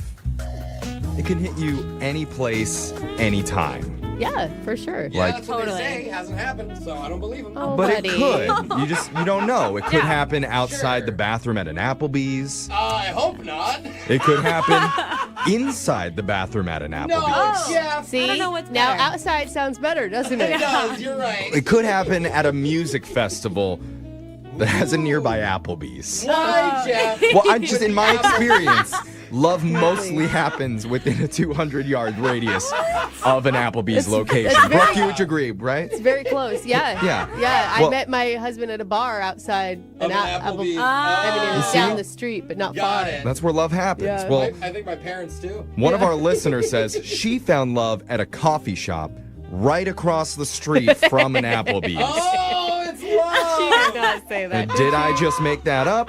Possibly, but we may never know. It's a sizzler. The only way to find out for sure is to ask her. So, Jordan, did you find love in, outside, or near an Applebee's?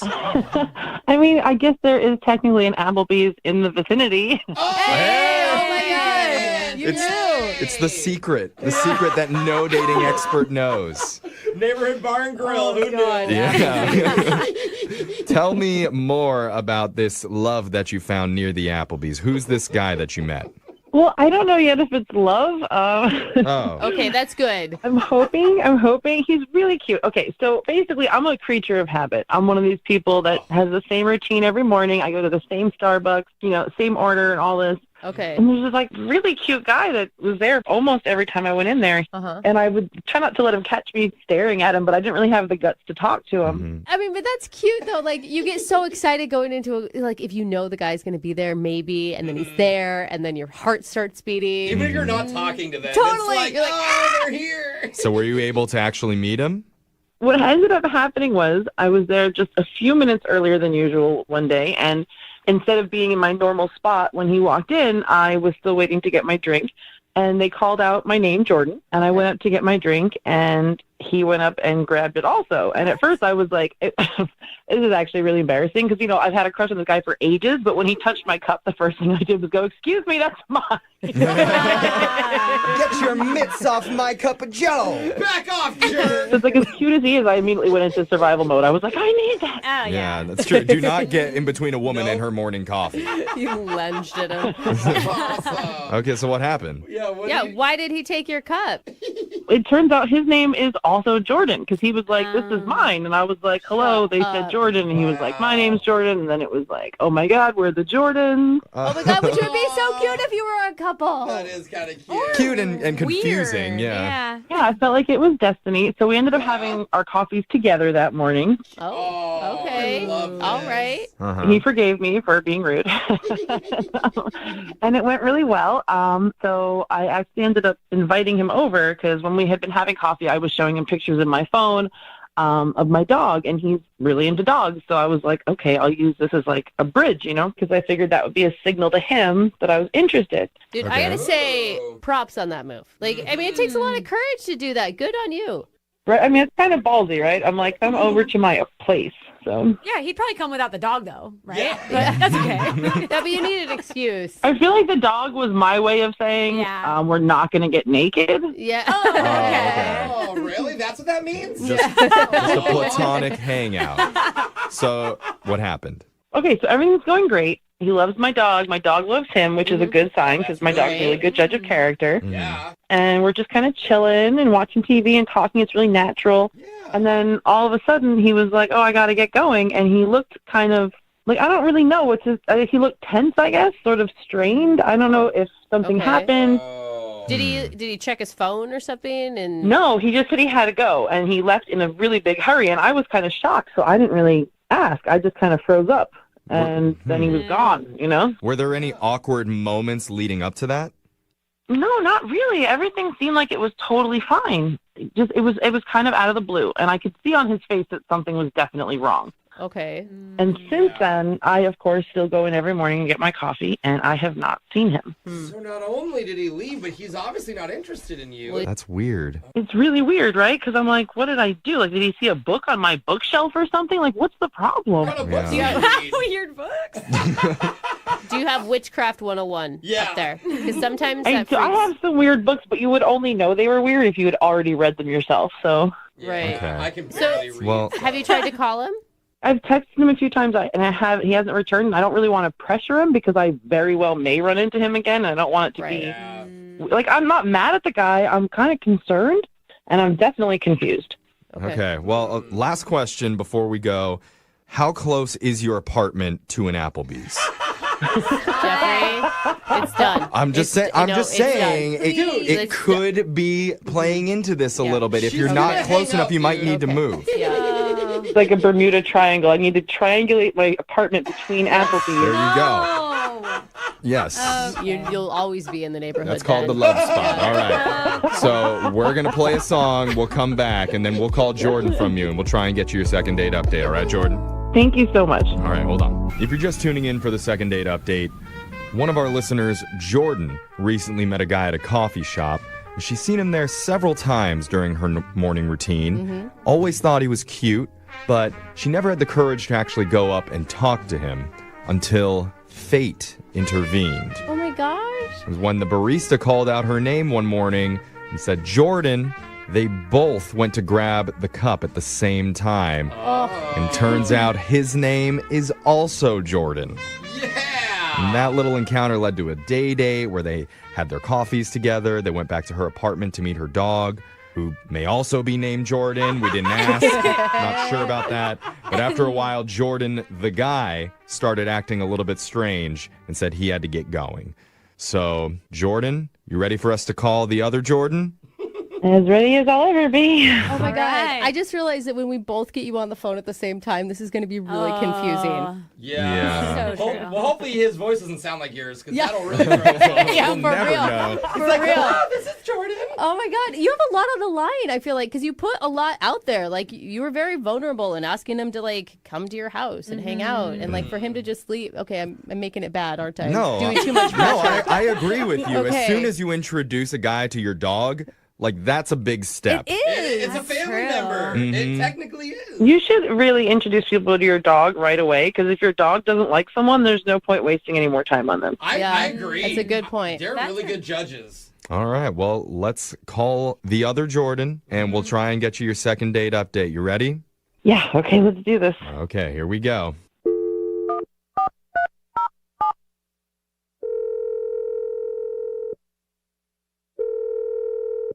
Hello? Hi, is this Jordan? Yes. Who is this? Hi, Jordan. My name's Jeffrey from the radio show Brooke and Jeffrey in the Morning. How you doing? I'm doing okay. Did I, like, win a prize or something? What is up? Kind of. Yeah, well, maybe in a way. We're doing a segment on our show called the Second Date Update. That's where if you go out with somebody and afterwards, if that person's not calling you back, you can email us and we'll call that person for you to try and figure out the reason why. Okay. Makes sense? Yeah, I mean, it makes sense, but why are you calling me? Well, we got an email from a woman about you recently, and she shares the same name as you do. You know what I'm talking about? Figured it out. You know your name. He's like, I'm actually dating 3 Jordans Can you right now. can you guess who it might be? Yeah, you know what? I think I know who you're talking about, but you could probably we could probably say it this time. You could just tell her I'm not interested. What? Oh, why do you say that? I'm not trying to, like, be a jerk here, but she's just not an honest person. Really? I mean, She seems it doesn't. so nice and I know. genuine. And When it we doesn't- spoke to her, she came across pretty genuine to us. Well, and the other thing is like you guys met in a coffee shop and hung out for like an hour. Like, how much can you lie in that amount of time? It's not even like she could catfish you or anything. Okay, so she told you about the coffee shop, whatever. Did she tell you, like, she invited me back to her place Yeah. to come meet her dog? Right? And she did mention that after you were hanging out for a while, your behavior changed a little bit, but she wasn't sure why. Yeah, my behavior probably changed a lot because I just kind of bounced. Yeah. Why? Yeah. What happened? So we're hanging out, and I saw her keychain on the counter, and I couldn't help but notice that it was one of those, like, keychains, like, with a name on it. Okay. So I'm, like, expecting, okay, going to say Jordan on it, and it didn't. It said Monica. Okay. You know, so I was like, all right, it's a little weird. You have a keychain with somebody else's name on it, but I'm not going to, like, blow up over that. Right. So when she went to the bathroom, she had, like, a stack of mail on the counter. I wasn't, like, going to go through, like, all her mail and stuff, but, like, you know, I saw the names right on it, and it said Monica. So I flipped to the next one, and it also said Monica. So, like, this chick's name is not Jordan. Her name is Monica. What? Are you sure she doesn't have like a roommate or something? Like Yeah. it could be somebody else on the bills, Or she changed her name. or she lived. As far as I know, she lived by herself, I mean, with her dog. But honestly, I think she made this whole Jordan thing up. I think she knew my name was Jordan because, I don't know, she's some, like, stalker. Like, she knew my name was Jordan. She made up this whole thing so we'd have, like, this meet cute. And, like, I don't need that kind of crazy Those in my are life. big allegations. Well, Yeah. she does go to the same coffee shop as you every day. Maybe she has noticed before. She just used it as a way to flirt. What's wrong with that? It's lying. You guys, I still think it's her name. I think that there's like some other Monica. I think we're jumping to conclusions. I think if she wanted to use that as, like, our cute meeting thing, but look, like, don't go through our whole conversation and then get back to your place and not tell me Well, Jordan, your real name is Monica. I can tell you're all worked up, and I know that you think what you think, but maybe there's an explanation or a reasoning behind this. And I think we can actually get an explanation right now, because I need to tell you, Jordan or possibly Monica is actually on the other line listening. Someone's on the line. So Jordan, Monica, are you there? Monica. Yeah, I'm still here. Oh my God. You guys didn't tell me she's on the phone. Sorry about that. Well, I think I did just tell you that she was on the phone. It's our It just came out a little bit later than I probably should have. Sorry about Yeah, great. Tons of honest people around here. Doing awesome. that. Oh, don't act like that, Jordan. He brings up a good point, but yeah, Okay. sorry. But Jordan. female Jordan. I'm not a liar, I promise, and I'm not a stalker either. So that's usually not very comforting. Like you need something else to back that up. Yeah. So what is the deal? What is the deal then? Is your name Jordan or not? No, my name is legally Monica. Okay. God, it's hard to explain, you guys. What? Okay. Look, I'm a very shy person, you know, and Monica had a crush on this guy for a long time and was too shy to talk to him. And then I had this idea of how I could meet him. And you know what? It was awesome. And he talked to me and he listened to me and it was great. And I got confidence, you know? So I started actually going by Jordan because it was like I got to be somebody else. Were you trying to go by Jordan before we met, or did you just start doing this since you found out it was my name? Good question. No, it was literally like spur of the moment. Like I sat there that morning, and when you came in, I thought, oh my gosh, I could just tell them my name is Jordan, and then I'd have a reason to talk to him. And then after we talked, it was so nice for me. Like I don't ever approach strangers, and nobody really ever approaches me, you know? I'm very shy, and I keep to myself. So it was like so different for me to talk to a stranger, and it went so well. And honestly, it's really changed my life for the better because now I'm not so shy, and now I'm not so scared to talk to strangers. So wait, you're going by Jordan all the time then? Yeah, I changed my name at work, and I got to tell you, people are treating me differently. Okay. Jordan, the man Jordan, how does this make you feel hearing all this? I'm happy for you that things seem to be going better and like you're finding this new lease on life, but like you didn't need to take my name to change, I don't know, like your attitude about things. I'm still kind of weirded out. Yeah, but Jordan, male Jordan, Yeah. I told you this was going to be weird. I mean, you're already a confident person, so like it's easy for you to say that. Yeah, but it's not because my name's Jordan. Like, Right. It could be for whatever reasons you're confident. But like, I don't know. Now I'm starting to think maybe there's something to the name Jordan. I'm just saying. I'm kind of wanting to change my name to Jordan right now. All I'm saying is I think confidence is like a fake it till you make it type of situation. And if a name change is what gets you to the next level of having a little bit more, I mean. Of all the names, Jordan? You don't like I'm just that saying. What about Alexis? You guys, it's not like I was like, oh, I'm going to change my name to Jordan. Everything will be different. It was literally like, oh, my God, I'm just going to tell the Starbucks lady my name is Jordan so I can talk to this cute guy. And then it was like a new world opened up to me. And I thought, you know what? I like being Jordan better than I like being Monica. Oh, you turned to leave. Okay. Well, I think it started as kind of a weird thing, and now it's changed your life. So I don't know how to feel. Honestly. Wow, Jose, spoken like a true Jordan there. Yeah. That was amazing. Well, I think it's time for me to ask. Oh, how do I do this? Well, I guess male Jordan, would you be interested in going out on another date with female Jordan? We will pay for it. I'm going to be honest. I think if the truth had come out when we got back to your house, I think maybe I might have laughed at it and kind of thought it was cute. But, like, I think since I found out on my own, I'm sorry. I just, like, honesty's big with me, and I don't think I can do it. Oh, come on. Dude. She's shy. Like, what was she supposed to do? Like, oh, I stalked you at the coffee shop and figured out your name and pretended my name was that. You wouldn't have liked that. She could have said that. Yeah, and besides, that was Monica that was acting weird. Jordan now is cool. Go out with her. Give her one more chance. Yeah. Sorry, guys. I'm not changing my mind on it. Oh, we tried. Man. Well, Jordan, female Jordan, I'm sorry about that. No second date. Honestly, it's okay. Like, I'm glad that I know what happened, and I think he definitely misinterpreted the situation, but you know what? Like, that's life. He didn't understand. He didn't know me before. He's only spent 1 hour with me. Look at the new Jordan. Oh, my Oh my gosh. Figured it out. She's Yeah. confident. She's Dude, moving on. that's right, Jordan. You do you. You go, okay? girl. Yeah, I am definitely changing my name to Jordan. Hey, Brooke and Jordan. Brooke and Jordan in the morning. Jordan and Jordan. Please. Oh, it's all Jordans now.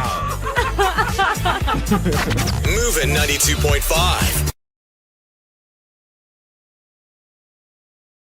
Moving 92.5. Second date update. We got an email from a woman who wants a second date update.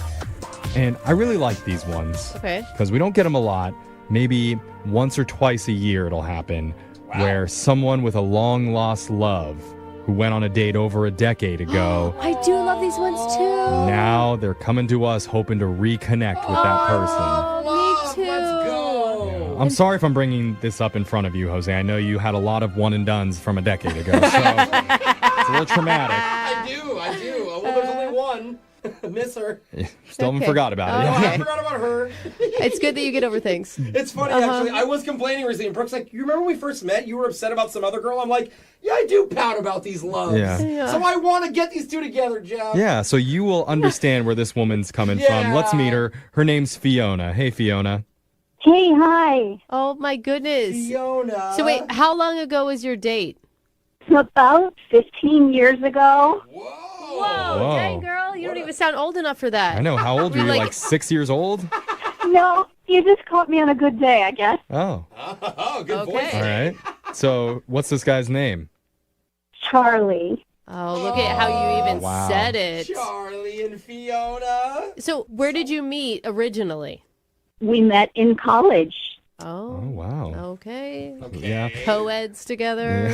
A lot of striking out on your own. A lot of weird stuff happens in college. Yeah, that's not the romantic setting I was thinking. But, okay. You're thinking in the back of a frat house somewhere. Yeah, now it's kind of changed. But I don't know, maybe your story is a little bit more romantic than Brooke and my experiences in college. Hey, I went to community college for a semester. Apologies, Jose. So if you want to tell us a little bit more, what happened? So basically, we went on a date, and it was just really great. It was dinner and then a comedy show, and he was this kind of sort of rugged guy. He's got this great deep voice, but he also just is such a gentleman at the same time. And, you know, he opened doors for me, and he was just so considerate and charming, and we just had a great time together. And did you guys know each other very well before this comedy show date? not very well. I'd seen him around, but a friend basically set us up together. Okay. I mean, this is another student that you're talking about. It's not one of your professors. I didn't think of that. I mean, you're telling me he can pay for his own dinners and he's a gentleman? Like, what type of college guy is this? He was not a professor. He was another student. All right. You just never know with this show. Yeah, We get all it's sorts true. coming on here, so True. it's good to know. I was thinking the whole time, I'm like, I don't even know if I went on an actual date in college. Yeah. Maybe a top ramen. I think we just got drunk and ate pizza a lot. That was it. Brooke, I'm tearing up. So, okay. So, we kissed at the end of the date, and it was great, and he dropped me off at my dorm. And then somehow there wasn't a whole lot after that. And I did hear, and I did not get any details, so I don't know really what the cause was, but I did hear that he had actually gotten kicked out. Kicked out of school? Yeah. Oh. Why?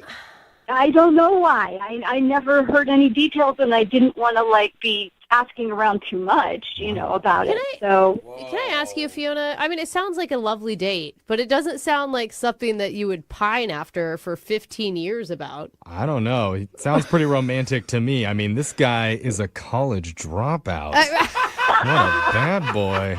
I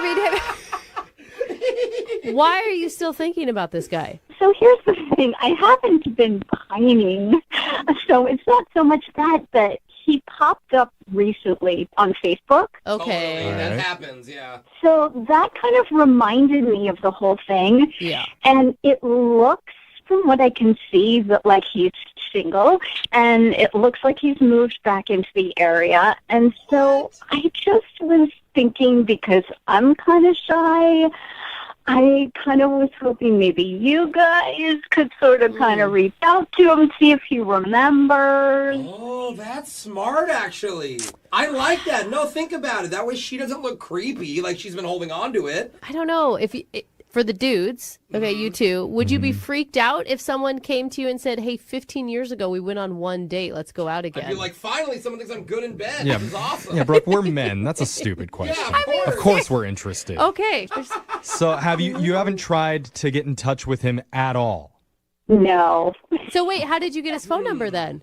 Well, my friend on Facebook knows him. Oh. So she has all of his info, and I don't know, I just thought maybe it could be romantic, so many years later, maybe see each other again. And I mean, I don't know what would come of it, but, You really want that big love story, don't you? Yeah. Well, sure. That's okay. That's okay.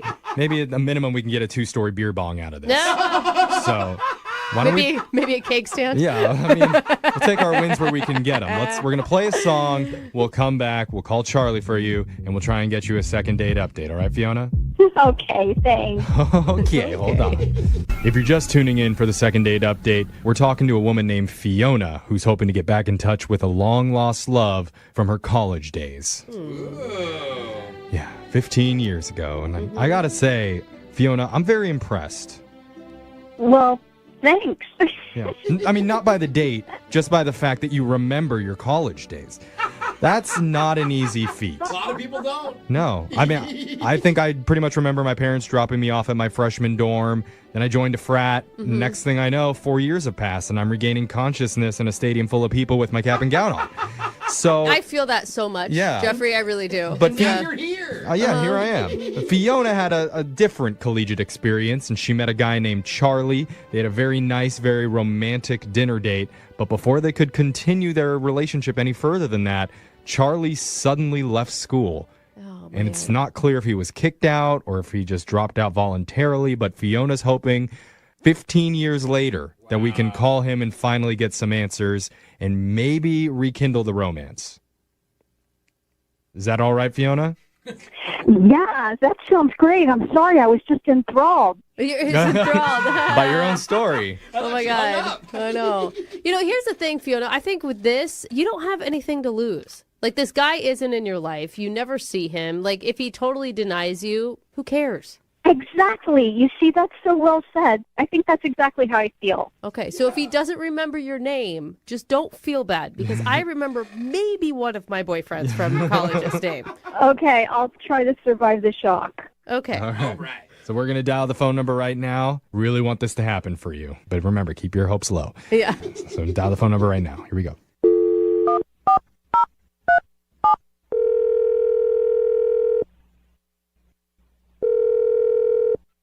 Hello? Hi, can I speak to Charlie, please? Speaking, who's this? Hi, Charlie. My name's Jeffrey from the radio show Brooke and Jeffrey in the Morning. You have a second to talk with us? You're the who with the who? I like how you asked that. No, that was right. Yep. I am the who with the who. Uh-huh. No, my name's Jeffrey from the radio show Brooke and Jeffrey in the Morning. You can call a radio station or anything. I'm not sure what. No, we're doing something with you right now that we do on our show called a second date update. It's a segment where if you go out with someone and afterwards, if they're not calling you back, you can email us and we'll reach out to that person for you to try and figure out the reason why. Oh, okay. Again, I didn't call you guys, so I didn't go on any dates or anything. I'm not sure what. Yeah, this one's a little weird. Yeah.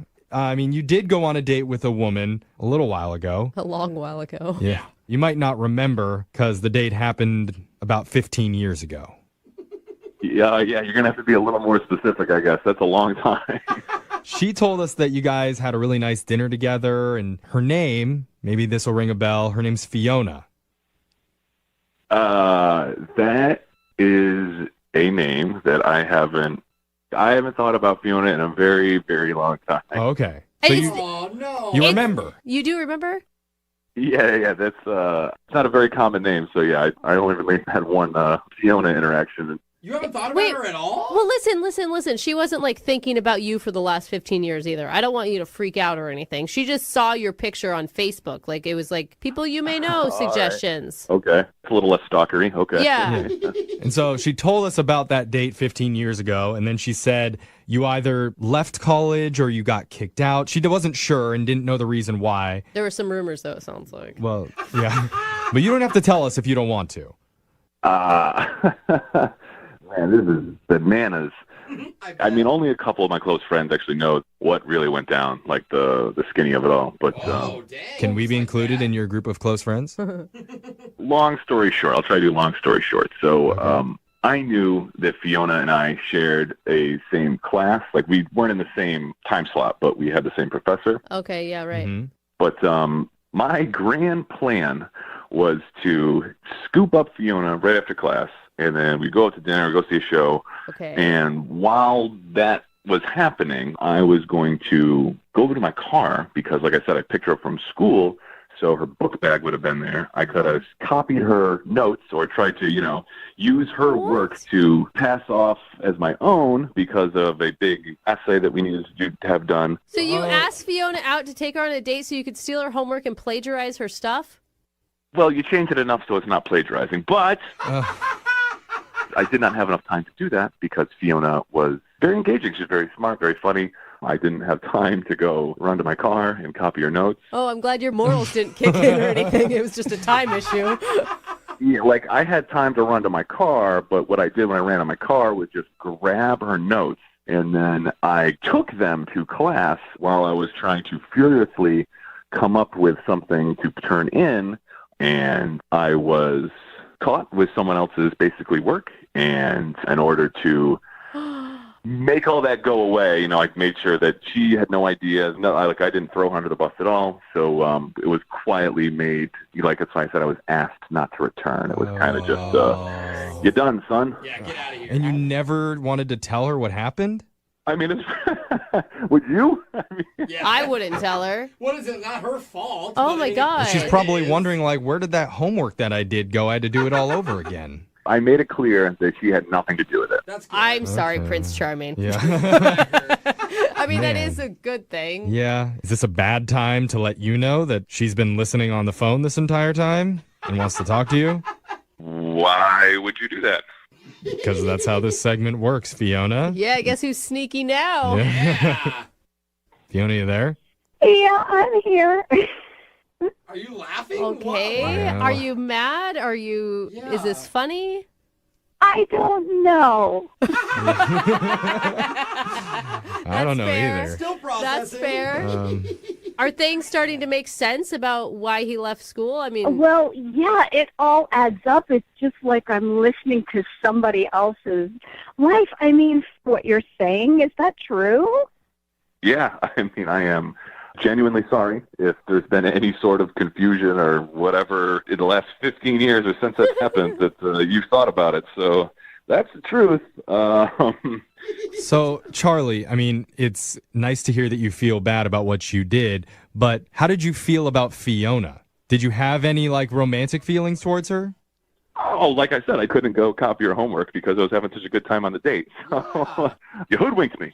You hoodwinked me. I mean, he's complimenting you in some way because you were so brilliant in school. But in the other way, that's kind of messed up that he didn't ask you out because he liked you. Yeah, that sucks. But on the other hand, I know that we both had a really good time on the date. So, And how does it feel to hear his deep masculine voice again 15 years later?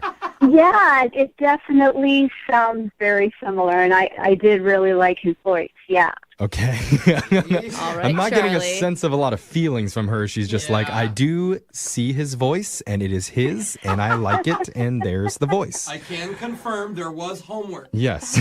So, I never Well, asked. now you see why I got those good grades. Yeah. She's right. Yeah, you were like a science major or something. Charlie, I still haven't asked this yet. Are you currently single or in a relationship? What's your status? I mean, listen, you caught my dog. I don't have... I hope you don't count your dog as a relationship. Please. What kind of show do you think we are? Oh my We don't God, count that. dude. Things just got worse. So you're single and you're looking, Charlie. As long as, don't bring a backpack, don't bring any homework, don't bring any notes. I don't know if I can hold myself back. But no, at the very least, if they want to give you my number or numbers or switch or... All right.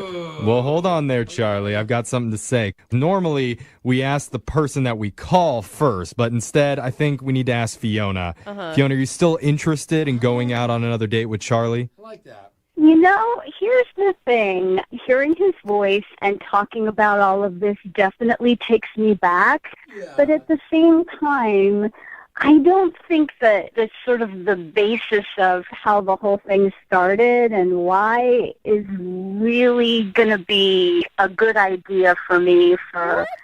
No. I thought for sure you were going to say yes, Fiona. I know. He sounded sorry. I mean, he's apologetic. It sounds like he's grown as a person. Bottom line, he's like a flippin' cheater, so... Well... All right. I mean, I don't want to burst your bubble, but I feel like a lot of people in college were cheaters. I hope my college isn't listening. Are you but admitting this? What? Yeah? You cheated too? I never cheated. You didn't? I never cheated. Oh, come on, I Brooke. swear on my life. I was the person that people cheated off of, Jeffrey. Oh, goody two-shoes over there. I'm sure you were. Okay, well, Charlie, it sounds like she's not even interested in a second date, so I'm not going to ask you. Fiona, I am very sorry you don't want to at least FaceTime or anything like that. I get it. But I guess think back to a date you had 12 years ago and check on that guy. I'm not sure. Moving 92.5.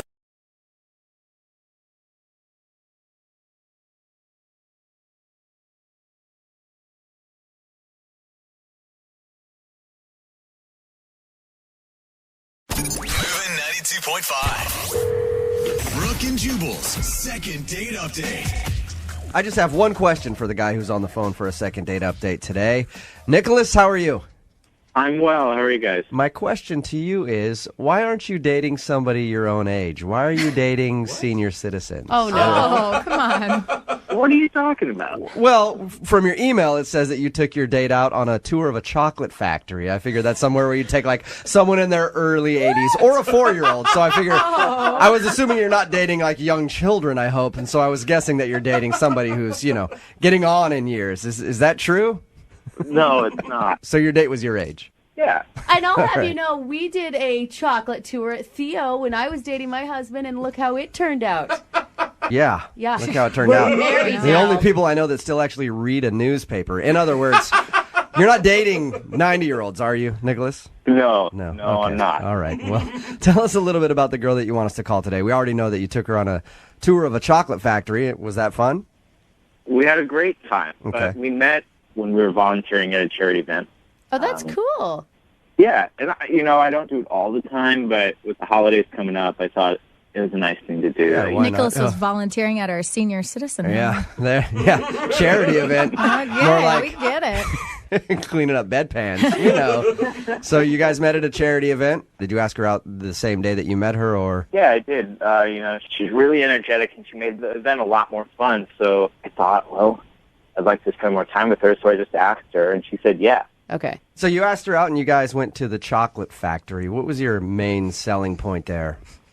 Well, before we went, I read that chocolate was an aphrodisiac. So, not that I was going to get fresh or anything. But You didn't actually tell her that, did you? Yeah, please. No, what do you think? All right. Yeah, what are you Hey, I got a great date. We're going to go to this chocolate factory because I heard chocolate makes people horny. Yeah, wink, wink. You want to go there? Yeah, that's a great pickup line. Okay. So you kept the aphrodisiac part to yourself, but she seemed to enjoy herself at the chocolate factory?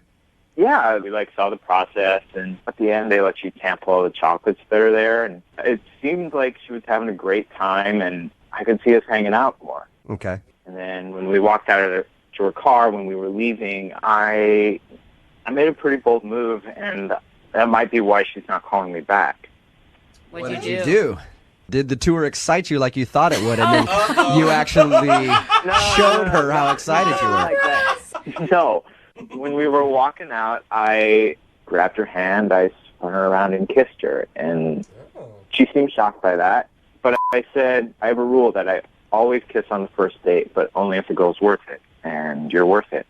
Nice line. That's Nick? a lame line. You don't like that line? No, I kind of like that stupid. line. And it makes you sound like you kiss every girl on the first date. But only if she's worth it. I don't. I really don't. To me, it sounds the opposite, that you don't kiss every girl on the first date. I guess you know what, your line would have worked on me. You're not really my target audience. Hey, well, maybe you're dating the wrong kind of people. So you spun her around, you kissed her, and you gave her that line. And did she react in a positive way, or did she seem annoyed by that? Well, I asked her if we could hang out again, and she said yeah. Okay. She seemed really excited by it. So. What kind of kiss was this? Was this like a peck type of kiss, or was this full on like lasting a couple seconds? It was a big romantic kiss. It was like a movie kiss. I wanted her to remember it so I could get a second date out of it. Okay, and she agreed to hang out again. How long has it been since you heard from her then? Well, I've texted her and I've emailed her, but it's been 3 days. You said you may think that you maybe went too far with a kiss. Did she act like flustered, giggly? What was her attitude afterwards? But she was giggly. She was blushing a little bit, but it didn't seem, that didn't seem not normal. Yeah, I think she didn't like it. She wouldn't have told you that you guys would be going out again. She probably would have called the cops on you right then and there for harassing her. So she obviously wasn't that thrown off by your kiss. What do you think it is then? Why do you think she doesn't want to call you back? Maybe she didn't like the chocolates. I don't know. She She's doesn't mad about have the chocolates. any known chocolate allergy that you're aware of, right? I mean, that's the only thing I can think of. She's been in the hospital for a week straight because of chocolate allergy. All right, well, we'll play a song, come back, call her, get her on the phone, and get your second date update, okay? Awesome, thank you. All right, and by the way, I'm still head over heels about that line that you used. Gosh. Use it all you want. No, I want you to use it on me, Nick, if this second date doesn't work out for you. All right, hang on. 92.5. Brooke and Jubal in the mornings. Second date update. All right, Nick, here we go. You ready to call Rachel and see why she isn't getting back to you? Yeah, I am. You know what, I was thinking about it. And your whole dating experience proves to me that you just cannot please any woman out there, okay? Either you don't kiss them on a first date and they think that you're a puss, right? Or you do kiss them on a first date and they think that you're too forward. That's why, Nick, I don't even think we should do the second date. I think you need to start dating dudes. And me and you need to go out. Hey, that line that he had on her, really. It worked, dude. It worked with me, man. What do you think? Let's just blow this whole second date thing off and you and I go out. Yeah, I'm not feeling it, man. All right, well. Strange. Now I'm let down. All right, if you're just tuning in for the second date update, Nick wants us to call a girl named Rachel. They went to a chocolate factory, had a tour, enjoyed themselves. At the end of the date, though, what he thinks might have gone wrong is he grabbed her while they were walking in the car, just turned her around and kissed her, and used his little patented line on her. What's that line again, Nick? I have a rule that I always kiss on the first date, but only if she's worth it. But only if she's worth it. And then you do the shooter hands at her.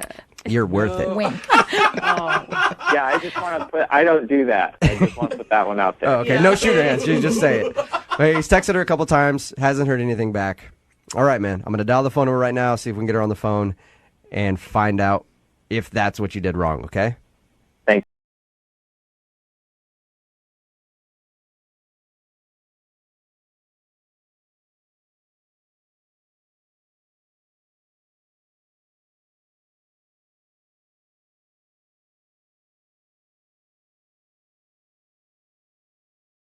How you doing? Fine. How are you? I'm good. Thank you for asking. I'm calling because you recently went out on a date with a listener of ours, and he liked you a lot, but you haven't been returning any of his text messages or phone calls. So he emailed and asked if we could call you and find out if something went wrong on your date. Okay. His name is Nicholas. Yeah, I know Nicholas. You know Nicholas, okay. Well, we talked to Nick about your date. He told us that you went to the chocolate factory and all that good stuff. And he also says that he's been trying to get a hold of you, but you're not responding to anything. Is there a reason why, or are you just busy? Listen, I'm at work, and I want to be really nice about this, so let me just say this. Nicholas seems like a really, really nice guy, and actually the chocolate factory was a really lovely thing to do. But all throughout the time that we were there, he just kept saying stuff like, oh, my ex-wife would never do this, and she would never enjoy it the way you've enjoyed it today, and that kind of thing. And He talked about his ex-wife the whole time? Yeah, pretty much. Like every other thing that we did, he was like, "Oh, she would never have tried this. You're so much cooler That is than so her." annoying. Gosh, that is Rachel, such a bad move. I know you're at work. Thank you very much for, Yeah, no, talking to us. Listen, he's not a bad guy. It was just kind of weird and creepy that he kept bringing her up. I had an ex-girlfriend like that, and one time we were at the drive-thru at Taco Bell, and she's like, this Taco Bell reminds me of Greg. And I was like, what? So I understand exactly how annoying that could be, especially on a first date, Rachel. Okay, so when I talk to him again, you want me to let him know that, hey, maybe don't talk about your ex-wife so much on a first date? Yeah, and then here's the other thing. And again, super nice guy, but I got home, like he dropped me off. It was very sweet. And within like minutes, there was an email that he sent me saying, oh my God, I had such a wonderful time, which is fine. But then he started to list like all these different things that he had already looked up that he wanted us to try and do together. So he was already planning the second date. He planned out the next 6 months and just went totally overboard with what he sent me in the email.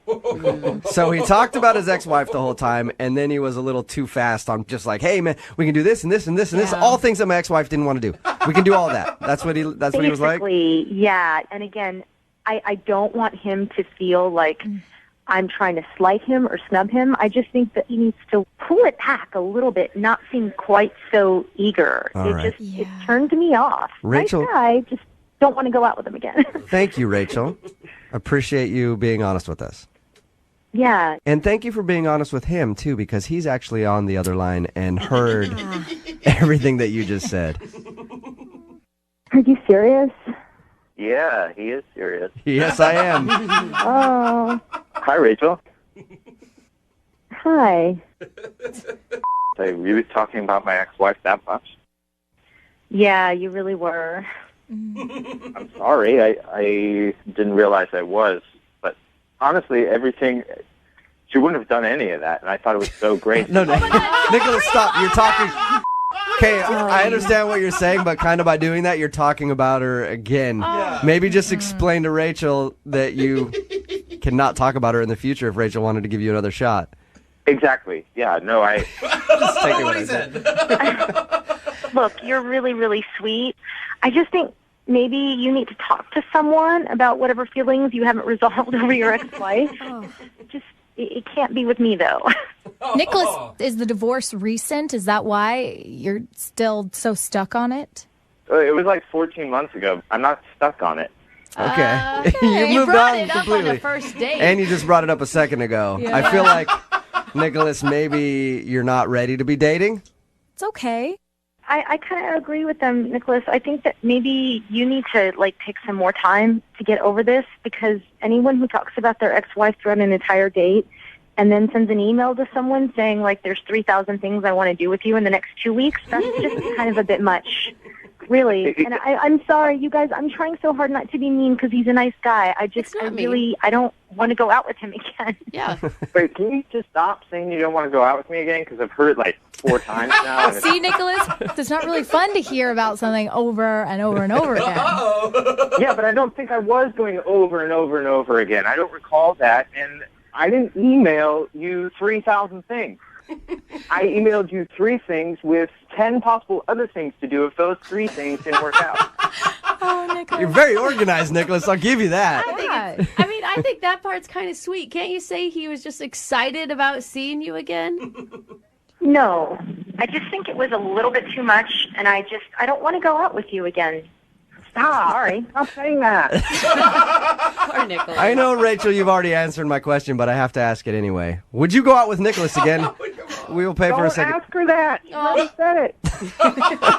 Poor Nicholas. Could try in a different language Yeah, or but something. I just wanted to make sure, Nick. Yeah, I think we've already covered the bases. I think we're all pretty sure that she doesn't want to go out. I haven't heard it from her yet, or have I not been paying attention? Come on, Jubal. So no date then, Rachel, right? Nope. Yeah. Hey. At least it wasn't the kiss that did you in. I mean, And at least Jubal wants to go on a date with Yeah. Yeah, Jubal, you free tomorrow? Send him 30 date possibilities and don't think about it. Brooke and Jubal in the morning.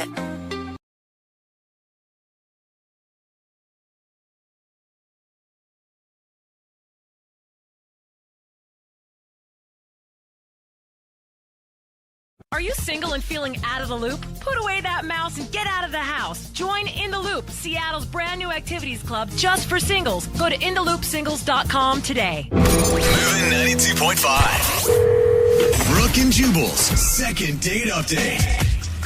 I can't tell you much about the guy that's on the phone that wants to do a second date update today, but I can tell you this. He owns a bad leather jacket. really? Why do I say that? Because he met the girl that he wants to call today at a singles event, one of those singles mixers. And every time you go to one of those, just a bunch of dudes wearing bad leather jackets all the time. Every time I've seen one of those horrible leather jackets. Chuck, how you doing?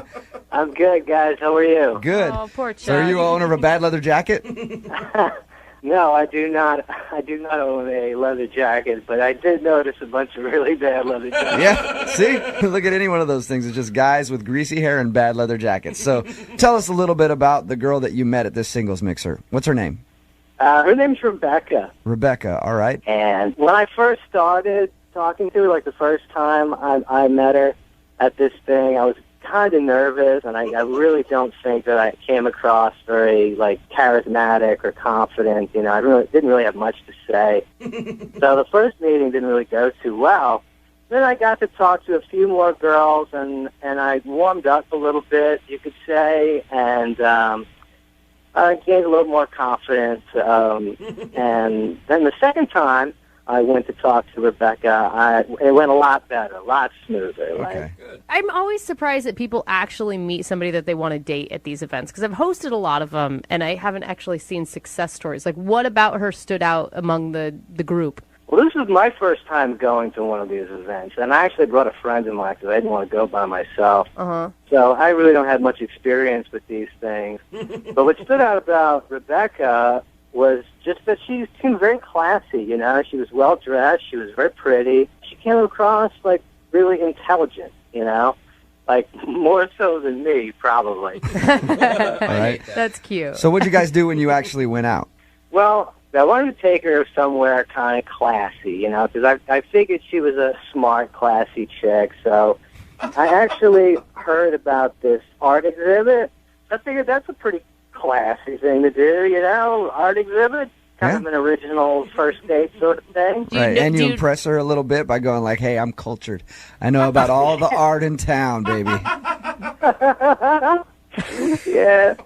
So we go to the art exhibit, you know, and you know, luckily they had a few drinks. They had some wine there, right. and we had a few drinks while we looked at some art, and we talked about the sculptures and the paintings that we saw. Who is more interested in the actual art, like you or her? Well, I don't know. Like, I pretended that I was interested. I don't really know anything about art, and certainly after a couple of glasses of wine, I decided to sort of talk like I actually knew something. So you're sitting in front of like a painting, breaking it down, and you have no idea what you're talking about? Yeah. Like, I would take a look at, like, one of the paintings, and I would be like, oh, I really like this avant-garde style and the use of pastels and Were you just sort of spouting any art word you've ever heard? Pretty much. Look at those brushstrokes. No idea who the artist was, what century it was made. Could have been painted yesterday for all I know. Do you think she saw through it as like maybe you were trying a little too hard or you were a fraud or anything? That was my initial thought as to why she's not returning my calls or texts. Because we had a pretty good time, It seemed so anyway. We shared a kiss at the end. Oh, you did? Yeah, we had a kiss, and that was it, though. I mean, there was no hot action, if you will. Yeah. But things went well, and I asked her if I could give her a call, and she was like, yeah, sure. Okay, so it must not have gone too bad, though, if she's willing to kiss you at the end of the date. Yeah. In my experience, if a date doesn't go well, most girls are not open to a kiss. It's so weird. Yeah, I agree. I don't quite know what went wrong. I do think, though, I think it would have been more attractive if you would have just said, hey, listen, I think you're classy. I don't know a whole lot about art. Let's experience this together. Like, why weren't you just honest about it? Yeah, that would have been a great idea, Brooke. I wish I had thought of it. Unfortunately, I'm not that bright. I don't know. I feel like maybe I didn't come across very genuine on the date, and maybe she saw through that, and I just want the opportunity to, maybe take her out again and perhaps show her, like, the real me, What is the real you? The real me is a guy who likes to drink and play pool and watch sports and watch stupid movies. Yeah. Okay. All right. I will say in the couple minutes we've talked, I think you're really likable. You are. I agree. Well, thanks. I agree. I may not be the sharpest bulb in the drawer, but I got lots of friends. All right. Well, we'll play a song, come back, call her, and see if that's the reason in your second date update, okay? Okay, great. All right, man. Hang on. Moving 92.5. Brooke and Jubal in the mornings. Second date update. Chuck is on the phone with us, and he wants to do a second date update to a girl named Rebecca. They met at a singles mixer, ended up going out to an art exhibit, and Chuck thinks that he screwed up because at the art exhibit, he tried to act like he was refined and knew all about art, didn't know anything about it, so he thinks that she was able to spot that he was lying and isn't calling him back. Chuck, I really want you to be successful in this second date update. Yeah, that'd be nice. I'm pulling for you on this one. I want to get you a second date with this girl really bad. Not necessarily because I want you to go out with her, but I don't want you to have to go to any more singles mixers. Because I know they are pretty bad. You said this is one of the first times you've been, and you don't own a bad leather jacket. And we talked about how everybody at singles mixers has bad leather jackets. And I know if you keep going to these, you're going to acquire one of those. And I want to keep you from getting a bad leather jacket. Thanks a lot, Jubal. I appreciate that. No problem. I'm just trying to save you from that leather jacket. That's all I'm trying to do here.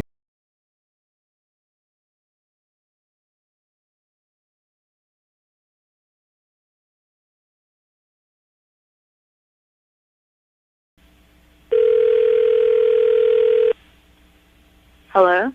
Hi, can I speak to Rebecca, please? This is she. Hey, Rebecca, how are you? This is Jubal from Brooke and Jubal in the Morning. Who is this? Jubal from Brooke and Jubal in the Morning. I'm calling you because one of our listeners recently sent us an email about you, and I wanted to ask you some information. About me? An email about me? Yes. It's a segment that we do on our show. It's called the Second Date Update. It's basically if you go out on a date with somebody and then don't call them back, they email us to see if we can get you on the phone and ask why. Okay. Have you been out on a lot of dates recently? I wouldn't say a lot, but I've definitely been dating. I'm single, so. All right. Well, this guy's name is Chuck. You know Chuck? Is that a yes? Is that a yes? You know him and you're not impressed by Chuck? Because that's what it sounded like to me. Or you don't know who Chuck is. I know who Chuck is. Okay. I'd appreciate it if you could just tell us maybe why you're not calling him back. I mean... He said you guys met at a singles mixer and ended up going to an art exhibit. That's true. Yeah, okay. He said at the art exhibit he was trying to act like he was smart and knew everything about art when in fact he really doesn't know much at all. And he thinks that you saw through that, and that's why you're not calling him back. I thought he knew a lot about art, so... Oh, you did? Really? Oh, so he fooled you. He like pulled it off? I thought he knew what he was talking about. I mean, I don't know too much about art either, so maybe that was... Really? That's awesome. Okay, so there's some common ground between you guys. Yeah, I mean, we had a good time. He's very charming and a little rough around the edges, but in a way that was nice and what I liked. So if the date went really well, then why did you sound so disgusted when I brought up his name? Well, he kind of creeped me out. I mean, and not for anything that happened on the date. The date went well. I came home. I felt good. You know, went to bed, and the next morning I got up and logged into my Facebook, and I had a ton, like hundreds of notifications. Whoa. And I was like, what's going, why? And he'd gone through like every single profile photo that I've ever posted and liked them. So all of these notifications were him liking my photos. And they were photos, I like swear to you, from like the beginning of my Facebook like lifetime. Like, I mean, when did Facebook start? This must have been from like 2006 or 7. Like, maybe even before that. Like, oh man! But maybe. Anytime anybody's ever been on my thing and I get a like from like 5 years ago, like, oh, that's creepy. No, it's totally creepy. And what's worse, it didn't just stop at Facebook though. He went to my Instagram and like left a few comments too on like old postings, like kind of in a way that seemed aggressive almost. It was like, thank God I didn't have a Twitter account, or like, what would he do? He's retweeting tweets from 10 years ago.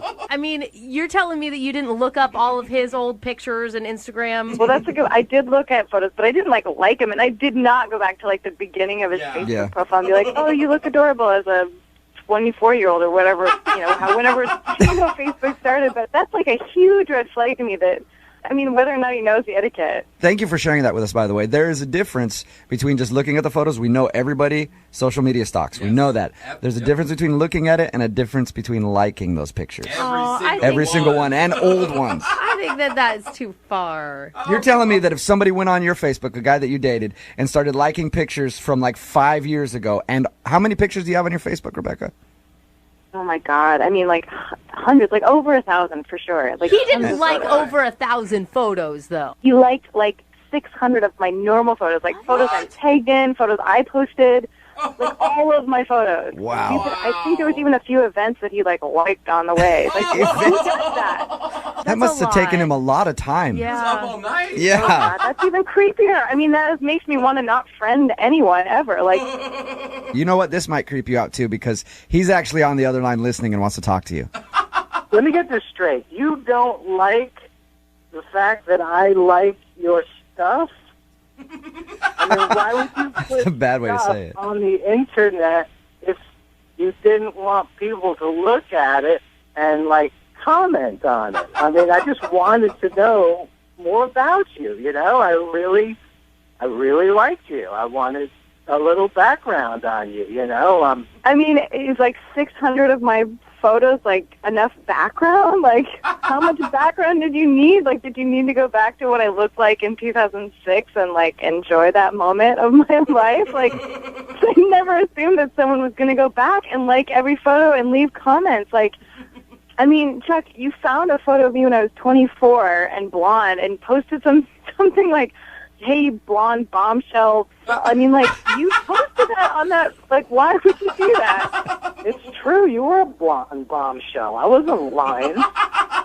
Forgive me for thinking that you were attractive. attractive at age 24. But don't you think that's weird? Like, you posting on these photos from, I mean, on my Instagram, too, like, how long did it take you to do that? You sifted through 600 photos at least. I mean, were you up all night? Well, I don't really sleep very much, so I was just up online, and just sifting through photos. Oh my God. Does that not creep anyone else out? Like, am I alone in this? I kind of still think that he's likable and that you should give him a chance. I know that sounds crazy and I know it's really creepy, but he really doesn't sound like he gets it. Like, Chuck, do you just not understand how social media works? Well, apparently I don't. I mean, if you're not supposed to like things, I mean, why is there a like button if you're not supposed to use it? You're supposed to put that there. I don't understand. Because you're supposed to use it sparingly, Chuck. Like, use the like button like a precision sniper. One shot, right? You don't just go through with a semi-automatic weapon and just blow a bunch of likes across somebody's Facebook page. It's going to creep them out. I thought it was a nice thing, I mean, if somebody went through my photos and liked them or commented on them, I would be, really flattered. I mean, that's why they're up there, so people can enjoy them. I was surprised that Rebecca didn't like any of my photos the next morning.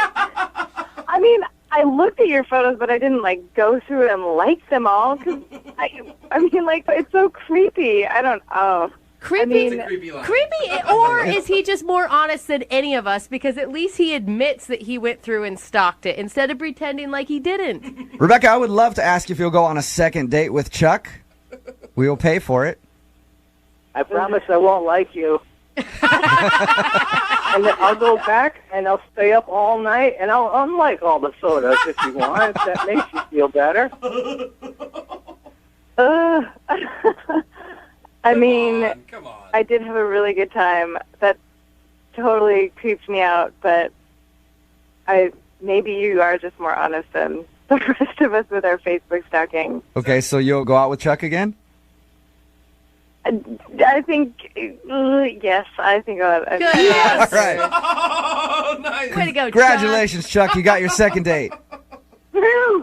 Now, I want to point out, you did get a date by a girl going, I guess... I'll take it. All right, whatever it is, you'll take it. A win's a win. Brooke and Jubal in the morning. When your legs don't work like they used to before.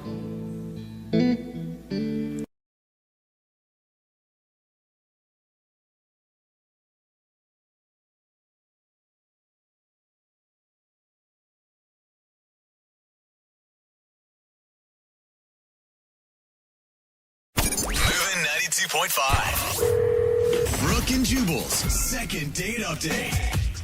The girl on the phone for today's second date update met the dude that she wants to call in one of the scariest places ever. A bookstore. I thought you were going to say like a funeral home or something. No, bookstore. Who goes into those places these days? I do. Whew, they scare me. They creep me out. Anyway, my God. Diana, how are you? I'm good. How are you? Oh, Good. So you said you met the guy at a bookstore? I went to a book signing for a cookbook because I really like this chef because he's paleo, and I'm really into that right now. Paleo, is he kind of like a douchey gym dude? No, that's what was so weird. That's just what I'm figuring. Like, all I had today was bacon. Like, I woke up and I ate like bacon, then I washed my mouth with bacon mouthwash, and then I had a bacon sandwich before I hit the door. Paleo. Remember, she may be a douchey gym girl, so I don't know that I trust your opinion on that one. I'm not. I have to be gluten-free, so I'd rather just be paleo because it's way more interesting than gluten-free crappy bread. Okay. So you met him at this book signing for this paleo cookbook? Yes. Okay. And so we were talking in line, and his name is Mike, and when we left, he asked me for my number, and I was like, okay, sure, why not? And so he called me, like, the next day, and he was like, hey, can we make dinner plans? And I said, sure. Way to go, Mike, calling the next day and everything. I know, that never happens, right? Yeah. And so So he asked me to take me out to dinner, and I actually even let him pick me up at my apartment, which hardly ever happens, right? Yeah. This is You like usually a- don't want somebody to know where you live if you've only met them like for a brief moment in time. Yeah, but it's a dude from a bookstore. How bad can it be? And I love my initial reaction is like, that's so romantic. And Jubal's is, you're going to get yourself killed. Yeah. Not safe. See, I agree with Jubal because that's how I normally am. Usually the first time you meet somebody, you meet out somewhere so that you're not in the same predicament. Yeah, we trust no one. I know. You get me, Brooke. You get me. So how did it go? How'd dinner go? So he picked me up, and we started talking in the car on the way to dinner, and I said something, I guess this was stupid to say. I don't know. Like, I said, this is the first time I've been with a guy in a long time. Ooh. And did he smile? Did he suddenly start smiling? Like, all right, why did we even bother with dinner? Yeah, we're doing that. No, I meant to say, like, out with a guy, not, like, with a guy. Like, I don't know. Like, now that I hear myself saying it, I'm like, oh, yeah, that might have been bad, you know? Yeah. Like, he might have, who knows what he was thinking about that. He's like, wow, she doesn't even know how the birds and the bees work. So, what is he thinking? Like I was a lesbian and now I'm out with a guy? Or Did he address it, or did it seem to just kind of go away? No, he didn't really say anything. He was just smiling. So I was just really happy when we got to the restaurant. And was dinner good, or did you make some more mistakes? Like, oh, this is the first time I've ever been with a carrot. I mean, had a carrot. It's so disturbing. I mean, had a carrot. I'm ate a carrot at dinner. Did any more of that kind of stuff happen? No. Oh, good. No, dinner was great. We were laughing. We were talking. You know, everything was fine, and we were having a great time. I thought so. And then at one point, something just happened. Like, out of nowhere, his mood just changed. Changed how? He just wasn't laughing. He just became, like, stoic looking all of a sudden. Really? Did you say something offensive? I don't think so. I think at that point we were just talking about bacon, actually, of all things. Wow, I'm offended. It's so funny that you said that earlier. He's a vegetarian. That's what happened. Screwed everything up. Yeah. So really, just out of the blue, his whole demeanor changed. Yeah, he just got really quiet, wasn't making eye contact with me anymore. He wasn't smiling. He started looking at his phone a lot. And how was everything at the end of the night? Was he the same way, or did it pick back up? Well, I mean, when he kept looking at his phone, I just asked him, I was like, we can go if you want to go. Yeah. Okay. What did he say? And he's like, yeah, that's great. And so... That's not good. What did you do, Diana? I don't know. I really wish. That's why I need your help. But I don't know what I did. Did you ever ask him, like, what's going on? Are you okay? Or... I mean, I did ask him. I was like, is everything okay? Are you feeling okay? And he was like, yeah, I'm fine. And just, it was so cold. It was completely different than, like, the rest of the evening. Wow. Yeah. Sounds like you guys had a really not awkward drive home. I mean, but he opened the car door for me and, like, gave me a hug and said goodnight and walked back to his car. So you at least got a hug. Judging by your story, I was going to guess that he just kicked you out going like 60. Tuck and roll. Yeah. All right. See you later, lady. That was a fun date. And you haven't heard anything from him since? No. Sounds like you didn't hear anything from him like halfway through your date. But... Yeah. All right. Well, we'll play a song, come back, call him, and get your second date update, all right? Thank you. Yep. Hang on. Moving 92.5. Brooke and Jubal in the mornings. Second date update. It's always really confusing when you're talking to somebody and everything's going well, and then all of a sudden the mood changes. Yeah, I was in this conversation with my dad the other day, this deep conversation. Everything's cool, and then I slowly reached across and tweaked his nipple. What? It's your dad, and then dude. His whole demeanor just changed. For me, perfectly normal. But for him, apparently that was weird. And then he didn't want to talk to me for the rest of the day. God. Whatever. Most dads love nipple tweaking. Same kind of thing happened to Diana, who's on the phone for a second date update right now. She went out with a guy named Mike. They were having a great time. And then all of a sudden, in the middle of dinner, his mood just completely changed. Yeah, he was on his phone, not paying attention to her. And then she said, well, I guess we can go. And he's like, yeah, we should probably just go. And then he dropped her off at her house, and he hasn't been heard from since. So we're about to call him and find out what went wrong. Yeah. I really just don't know what happened, and I just really would like to, figure it out and get some closure with it. I don't have any guesses for you on this one. Like, he seemed like such a gentleman leading up to it. He picked you up. He opened doors. That's the thing. He was a gentleman when we were leaving, too. He, dropped me off. He gave me a hug. He was very sweet. Yeah. I don't get it. I just don't get it. You didn't tweak his nipple or anything. Not to my recollection, no. I'm going to dial his phone number right now, get him on the phone, and get your second date update. Are you ready? Yes, kind of.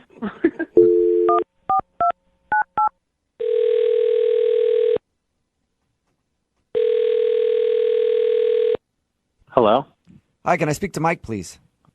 Yeah, this is him. Hey, Mike, how are you? This is Jubal from Brooke and Jubal in the Morning. What? From the radio show? Yeah. Mike, are you a listener to the show? I think I may have heard you for like a brief second, but then I turned the station real quick. I don't blame you. Awesome. You Okay. know? Most people. It's like my mom. Sweet. Thanks, Mike. Well, we actually got an email from somebody who listens to our show a lot more than you have. Yeah. Her name is Diana, and you recently went out on a date with her. And she wanted me to call you to find out why you're not calling her back. All right. That's pretty weird. Yeah. Yeah. It's a little strange, It's Mike. a segment we do on our show all the time called the Second Date Update. If you'd listened for more than 2 seconds, you would have known that, Mike. So Diana is confused why you're not calling her back. Because I didn't want to go out on a second date with her. Got that. We've got that out of the way. But what we're wondering is there a certain reason? Did she do anything wrong, or did you just not feel a vibe? It was just, I don't know. It was just kind of like an uncomfortable date. I just didn't feel like we had any chemistry, and yeah. Really? Do you mind if I recap what she told us, and then you tell me if it's correct? Yeah, go for it. Okay, she said that you guys met at a bookstore, and then you went out for dinner, and when you were at dinner, everything was going great until like the middle of the date, and then you just kind of shut off and stopped talking to her. She said that? Yeah. I mean, she was the one that stopped talking. What do you mean? She stopped talking to me. That was not what her story was at all. According to her, you stopped talking, and the whole time she was like trying to get you to open up again, and you were on your phone, and then the date ended. I was there, and she's definitely the one that stopped talking to me. Like, I don't know, maybe it was something that I said that made her feel uncomfortable. I really don't know. What are you she said that you guys were just talking about bacon, and then things got weird. We were talking about bacon, but that wasn't the topic that made the date uncomfortable. That wasn't what started the bad vibes.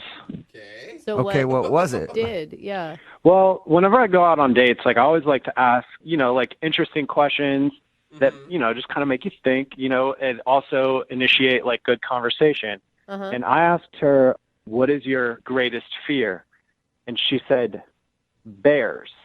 And right after she said bears, the entire vibe changed. The entire vibe. That's when things got really uncomfortable.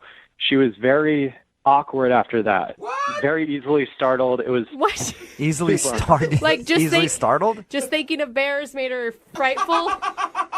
Yeah, I don't know what it was, but like, even for example, like the waiter brought her food and from behind just kind of placed her food down in front of her, and she was startled. Like that startled her a lot. It was almost as if like a bear delivered the food. Wait, was she like previously attacked by a bear and she's having flashbacks all of a sudden? She didn't give me any information. It was just, she said bear and then she completely checked out. Whoa. That was pretty much it. Oh my God, Mike, you're lying. What was that? Mike, that is Diana. Diana's on the phone right now? Yeah. Yes, I am. And what the hell are you even talking about?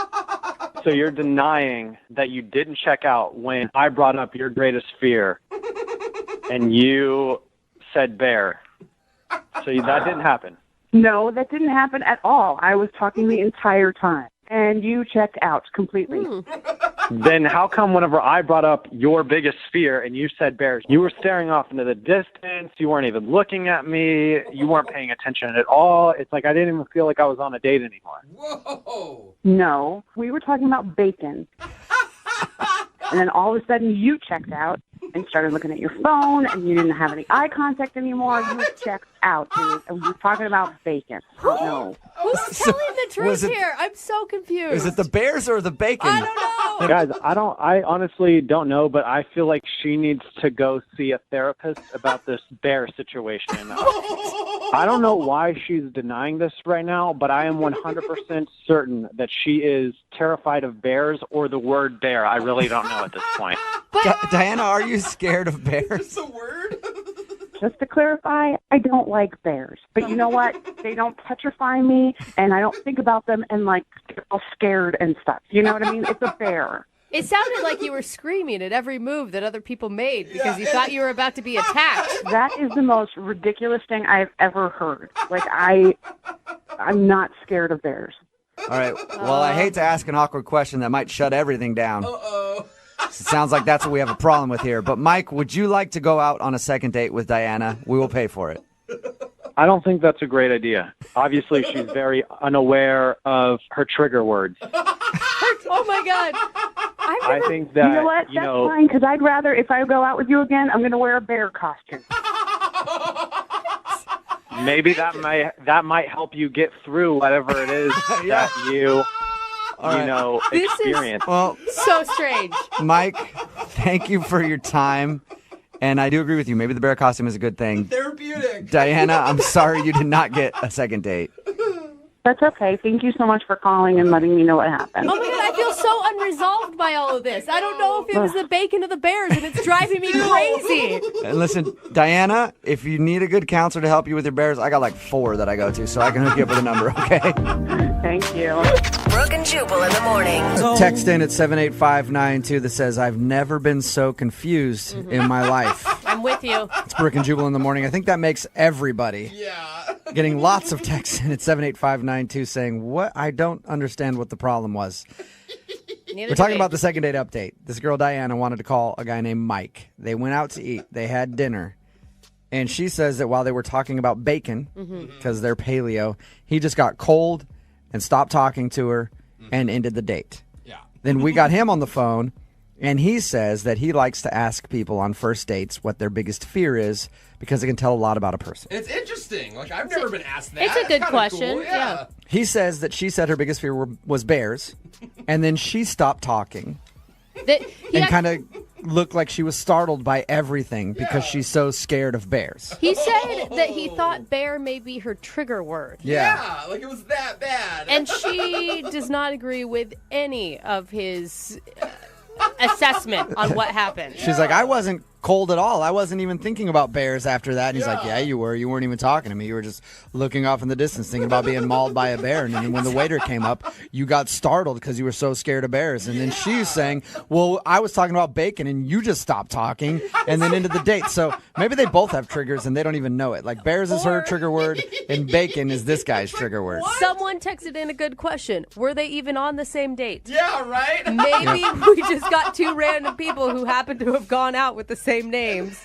Somebody else texted in and said, I think the only thing you need to do is go to the restaurant and interview the waiter who helped them. I think we do need to take it a step And ask further. them. You're right. And they'll be like, I don't know. I asked them if they wanted a Caesar salad, and they both stopped talking to me.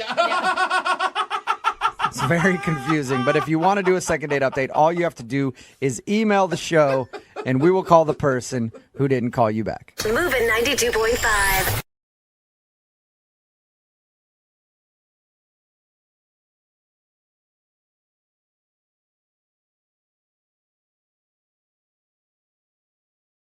Moving 92.5. Brooke and Jubal's second date update.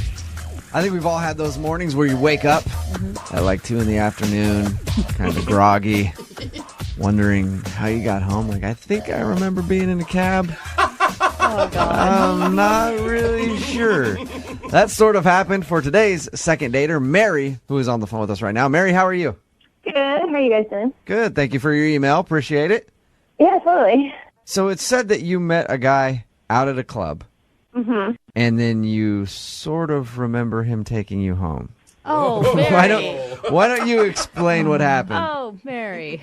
Well, kind of embarrassing. I was just out at the club, I was there with some girlfriends, my roommate, and we were out just like dancing, having a fun time, like drinking, whatever. Girls' night. Yeah, doing you. Yeah, just like normal night. And you know how like guys at clubs can usually be like aggressive and just like come up and like grind on you, and it's like totally obnoxious. And Yeah, I and you always have personally- the girlfriend come in and try to rescue you by Yes. dancing with you, and then you dance away. yeah, totally. You like give them the look, you have the sign, and you're like, hey, like get me out of this one. Yeah, absolutely. Yeah, so we're kind of like doing that, going back and forth, just having like a girls' night out. But then there was this one guy who just like seemed sweet, and what was like nice about him was that he actually asked me to dance. Like he didn't just like come up on me, and that was like really refreshing. Isn't that sad that that's our standard in society Yeah. today? Like, he just asked before he rubbed up on me. Yeah, so we were like dancing a little bit, and then kind of broke off from the group and got a drink, and So you hung out with this dude at the bar all night. well, yeah, I mean we were like drinking, dancing, like just kind of back and forth, Okay. like having a fun So, time. so you hung out with the dude at the bar all night.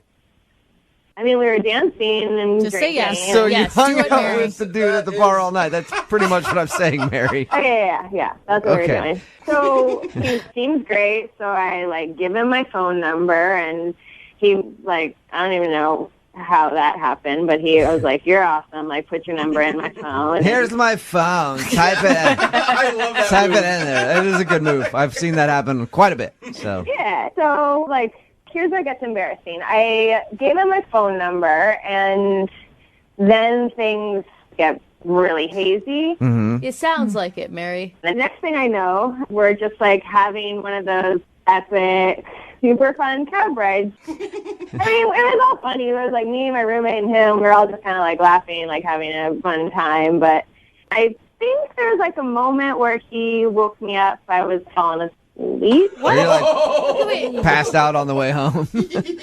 Yeah, but I do remember that he helped us get into our place. Okay. So was it like he was taking care of you? I mean, I've been out and I've been with drunk girls before, and I'm like, I'm going to make sure they get home safe. Yeah. And I'll take a cab home and then put them into bed. And then be like, oh, okay, I guess she actually is passed out. I guess I should go. I mean, that's a nice thing, I think, for him to do if he was just trying to make sure you're safe. But, I mean, Jubal, is there ever a time where a girl passes out on you in a cab that you still find her attractive after that? Don't ask Jubal Okay, for you're right. Yeah. I know. Yes, Don't I do do. Get that power napping, Come on, girl. bro. Yeah. Because when we get You're going to home- be up for a while. You need to take a nap. Okay, so what's the disguised last thing you remember from this guy? I guess he got us inside and got me in my room, and then next thing I knew, like in the morning, he's gone, and my roommate and I are like kind of trying to piece together our night. So wait, Did he stay the night? No, he definitely didn't stay the night, but I mean, I want to see him again. Like we haven't even kissed. I want to see him again, and like thinking, Yeah. like we had a fun time. Would you even be able to pick him out of a lineup? Yes. Pretty sure. One thing I remember. If it was a lineup of some really blurry pictures, I could do it. Okay. So he got you into your place, okay, and left. Have you tried asking him out? Have you tried getting a hold of him? Yeah, I tried to call him a couple of times, and nothing. Wait, what's his name again? Steven. Do you know that it's his number that he left you in his phone? Yeah, I mean, his voicemail says, "This is Steven, leave a message." Okay. Well, we'll play a song, come back, call him, and get your second date update, okay? Cool. All right, hang on. Moving 92.5. Brooke and Jubal in the mornings. Second date update. I just thought of something. You did. Mary is on the phone with us. Mm-hmm. She wants to do a second date update. She met this guy, Steven, when she was out drunk. Yeah. Barely remembers him. They took a cab home, her roommate, and him. Mm-hmm. All she remembers is him, like, helping get her up to the place, putting her in bed, and then he's never seen again. She said she talked about the evening with her roommate. Mm-hmm. Do you think that maybe her roommate could have done something with Steven and isn't telling her? Yeah. Oh, and then he left because he Depends didn't on how good of friends they are, right? Mary? Yeah. What do you think about that? Have you thought about that angle? No, I have not thought about that angle. She's a little angry. Now that you're thinking about that angle, is that a possibility? I don't think she would do that. Why don't you just want to chalk this one up to fun night out and let it go? I mean, I just feel really bad about the night, and I think he's really cute, and I just want to see him again. Okay. All right, well, we're going to dial the phone number right now, but you don't think there's any way that he couldn't have, like, be doing stuff with your roommate and you don't know it? You want this to be true, don't you, Jubal? Maybe a little bit. Yeah, no. Okay, I'm going to call him right now, okay?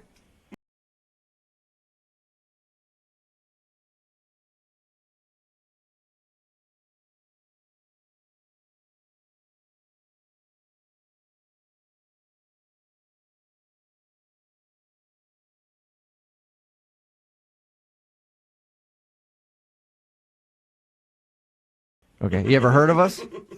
No, I haven't. All right, you obviously don't live in America. We do a morning show here on Moving 92.5. We have a segment on our show called the Second Date Update. Okay. You recently went on a date with one of our listeners. I mean, I say date, it wasn't really so much of a date. You recently met one of our listeners at a bar and helped escort her home.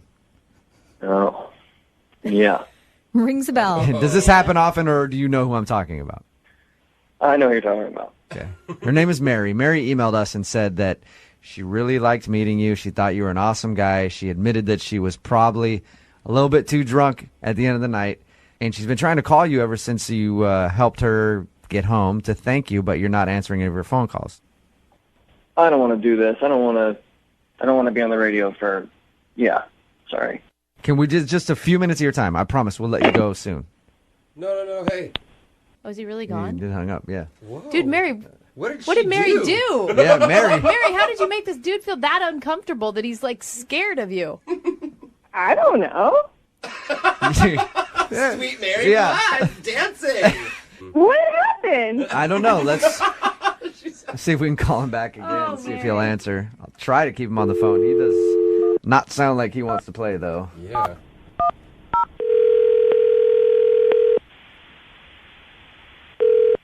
Hello? Steven, is Jubal from the radio station. I already told you I don't want to do this. I know, but please, just for a second, I promise I won't take a lot of your time. You don't have to go into too much detail. We're just trying to figure out what happened that night. No. Dude, for Mary's sake, okay? Because Mary wants to know. She doesn't remember the night. You don't have to say anything about her if you don't want to. She just wants to know what happened. Everything's fine. She got home. I got home. End story. Steven, I mean, Why do you sound so angry, dude? Yeah, what she happened? doesn't remember. It wasn't pretty. Did she, like, puke on you or something? No, she didn't puke on me, but she got a little too drunk for her own good. Yeah. I mean, I took her and her roommate home, which was all sorts of fun. I'm in the back with her. The roommate was singing at the top of her lungs in the front with the cabbie who hated it. Steven, listen, I can sympathize with you. I've been in that situation a lot. And it is the most annoying thing ever. I've actually been kicked out of a cab for doing Yeah. that. I'm not lying. I've been you before, Steven. I've been the guy in the back that's been like, oh my God, just make this end. So I understand your hesitancy to do this. But that was nice of you. Well, thank you. Was it just was it just that you were embarrassed in the cab? That was it? Well, the whole thing was embarrassing. We got her in the cab. Like I said, the roommate was a ball of joy. She was passed out in the back, grabbing at my junk. Oh, nice. No. Grabbing at it? That's not the way you want it done, you know? Yeah. To say the least. I mean, I don't need a drunk girl half passed out in a cab. I don't need that. Yeah, it's not sexy. No. There's sexy grabbing at the drunk, and then there's not sexy grabbing at the junk. And it doesn't matter if you're a guy or a girl doing it. Did you tell her to stop? I mean, I pushed her away. She's like, oh, no, come on, just let me touch it. Try and tell a drunk girl something. Yeah. What's that? So she groped you and then passed out, and you helped her get into her room and then left, and you didn't want anything to do with it. I had the cab hold out in front. We got her roommate to help me get her in. She was at least functional. So we got him into the house. She was passed out. I left. I took the cab home, and here I am. All right. Well, thank you for sharing with us what happened. Yeah. Appreciate it. Yeah. I do want to let you know that Mary is actually on the other line and heard everything that you just said, too. Really? Yes, she is. Mary, go ahead and say hi to Steven. I am so embarrassed. Oh, Mary. Do you remember doing any of that, Mary? No, Steven, I'm sorry. You're so nice. I'm not like that. I don't know what happened. Mary, that's never happened before?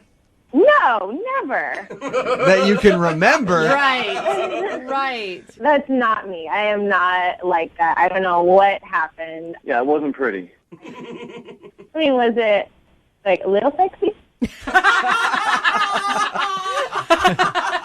No, it wasn't sexy at all. You know, it's fun at the club, and it's fun to have a good time, but I don't want to go on a date like that, you know? Yeah, well, I mean, she was drunk. Have you ever been drunk before, Steven? I mean, I get it. I'm not judging her. I didn't want to freaking talk about it, you know? It's a good point, Steven. Here we are. Yeah, it is a good point. And now you got me on the phone with her. Do you think you could forgive her for a drunken mistake? She doesn't need my forgiveness. I don't give a but there's a reason I didn't answer the phone. Oh, come on. Mary, I mean, you guys obviously had a connection at the beginning of the night. Yeah, I mean, we do, but when you don't want them to touch your in the cab as you're passing out, like, that kind of ruins it. That brings me to my next question. Steven, would you like to go out on a second date with Mary? We will pay for it. No alcohol. The groping is completely up to you guys. I mean, come on, Steven. We were having such a good time. I honestly, that's not like me. And I don't know. Let's just give it a second chance. I promise I'll, sit on my hands, whatever you're comfortable with. We'll have a bouncer follow you guys on the date. And if there's any appropriate touching, we'll separate you two. How about that, Steven? Come on. I mean, Mary, I'm not trying to be a jerk, but I didn't answer the phone on purpose. And you call a radio show to have them call me and trick me to get you on a second date with you? Called me a tried to play with my damn near threw up in your bed. And I wanted to thank you for getting me home. Have a second shot. There you go, Steven. And I'm glad you're home, and I'm glad everything's safe. But next time, just think a little. Well, I mean, I don't even remember touching your first of all. And No, I just don't see myself going on a date with that energy, for lack of better words. With that energy. Mary, how do you like being referred to as that energy? I'm not like that. I don't know what happened. Mary. Steven, thank you for your time. I appreciate it. Mary, at least you left a lasting impression with Steven. He will never forget you. Mm-hmm. Oh. Brooke and Jubal in the morning.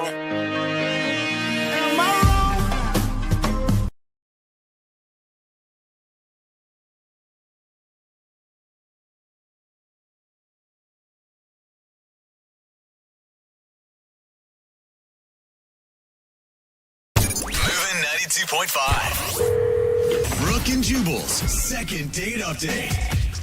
Ladies, I'm going to tell you a little secret about guys. Okay, dish. Men love a woman with a little tude.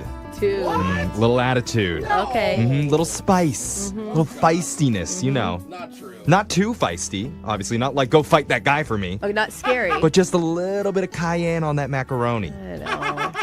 Because that feistiness tells us something. It tells us you're passionate. And you're probably into some freaky stuff. Yeah, lady in the streets, freak in the sheets. Yeah, we love it. Okay, the cliche. And I have a feeling that the girl on the phone today for a second date update is definitely a little freaky because of what she ended up doing on her first date. Freaky or crazy? I'm intrigued. Let's find out. Her name is Rebecca. Rebecca, you a freak, huh?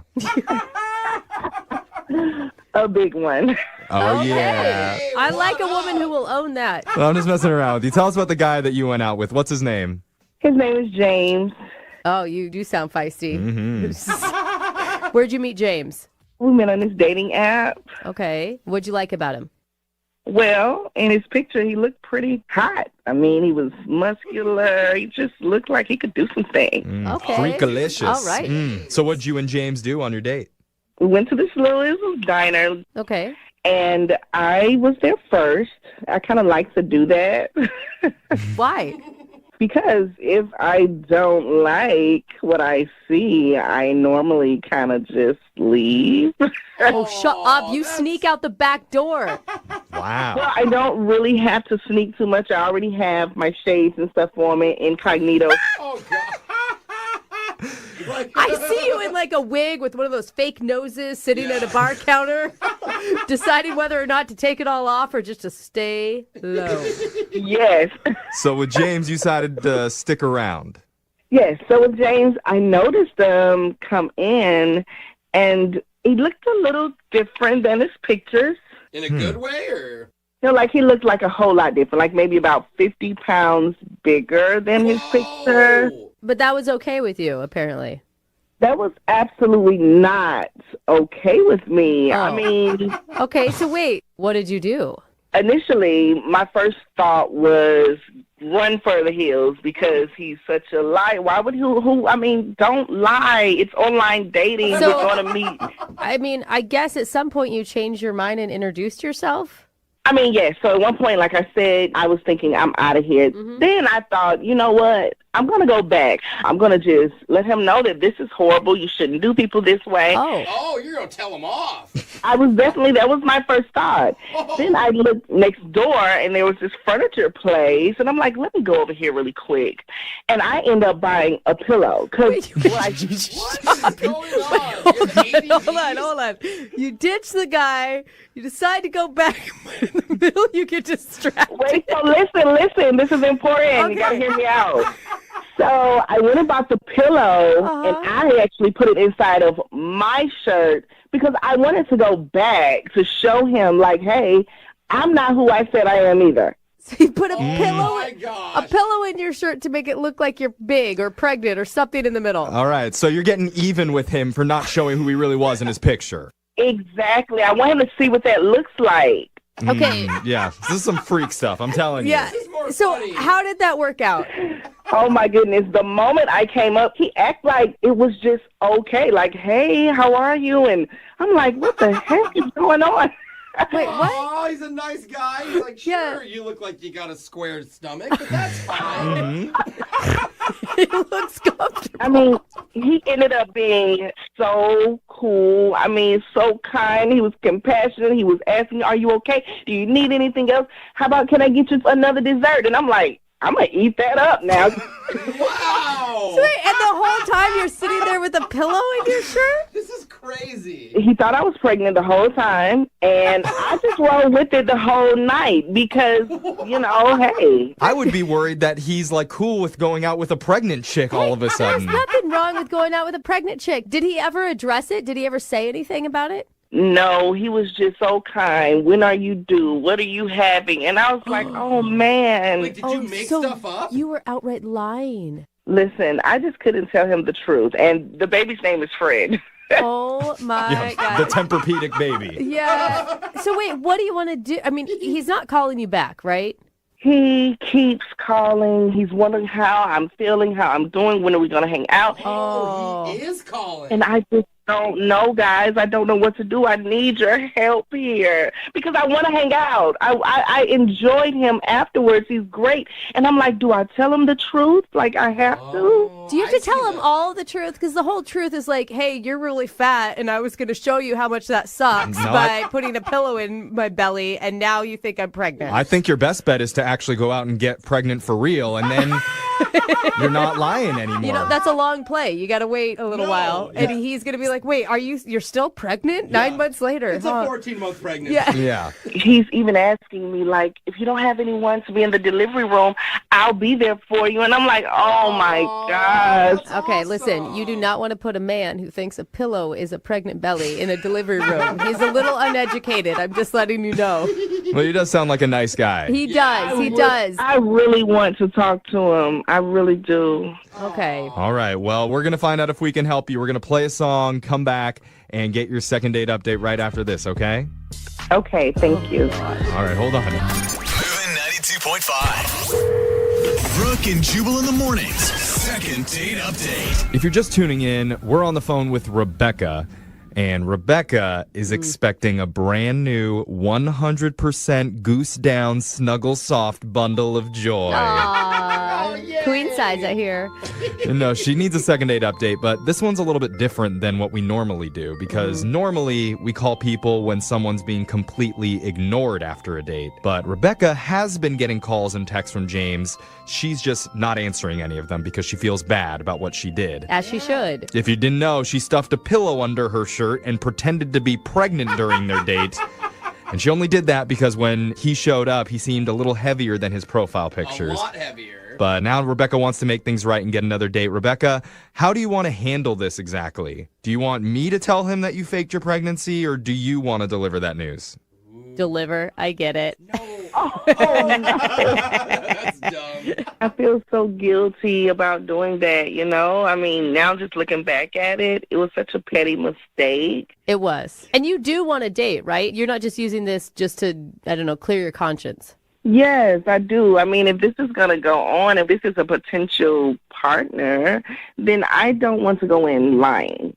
Okay, so you're going to tell him that it was not a real pregnancy. I don't have to do that for you, right? Right. Okay, good. Because I've already done way too many fake pregnancy announcements this week. I need a break, personally. But let's call James for you, okay? You ready? I'm definitely going to do my best. Like, I'm so nervous. Yeah. You'll be okay. Yeah, just breathe.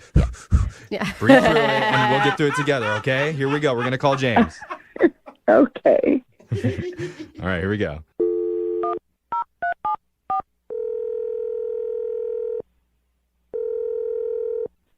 Hello? Hi, can I speak to James, please? Yeah, who's this? This is young Jeffrey from the radio show Brooke and Jubal in the Morning. Do you have a second to talk to us? Yeah, I guess. Okay, I promise we're harmless. Well. Except for Brooke, yeah. Yeah, she's scary, but... Hi, James. All right, then. I mean, what's going on? Why y'all calling me? Well, we do a thing on our show called the Second Date Update. Have you ever heard of that before? Yeah, I've heard of those before. Okay. Just in case, that's where if you go out on a date with someone and then get ghosted, we'll call that person for you and find out why. But your situation is a little bit different because you actually are calling this girl back. What? This is so weird. It is weird. This is a weird one. I mean, more weird than normal. So do you remember going out with a woman recently named Rebecca? Yeah, I know Rebecca. So she reached out to us and really wanted us to call you.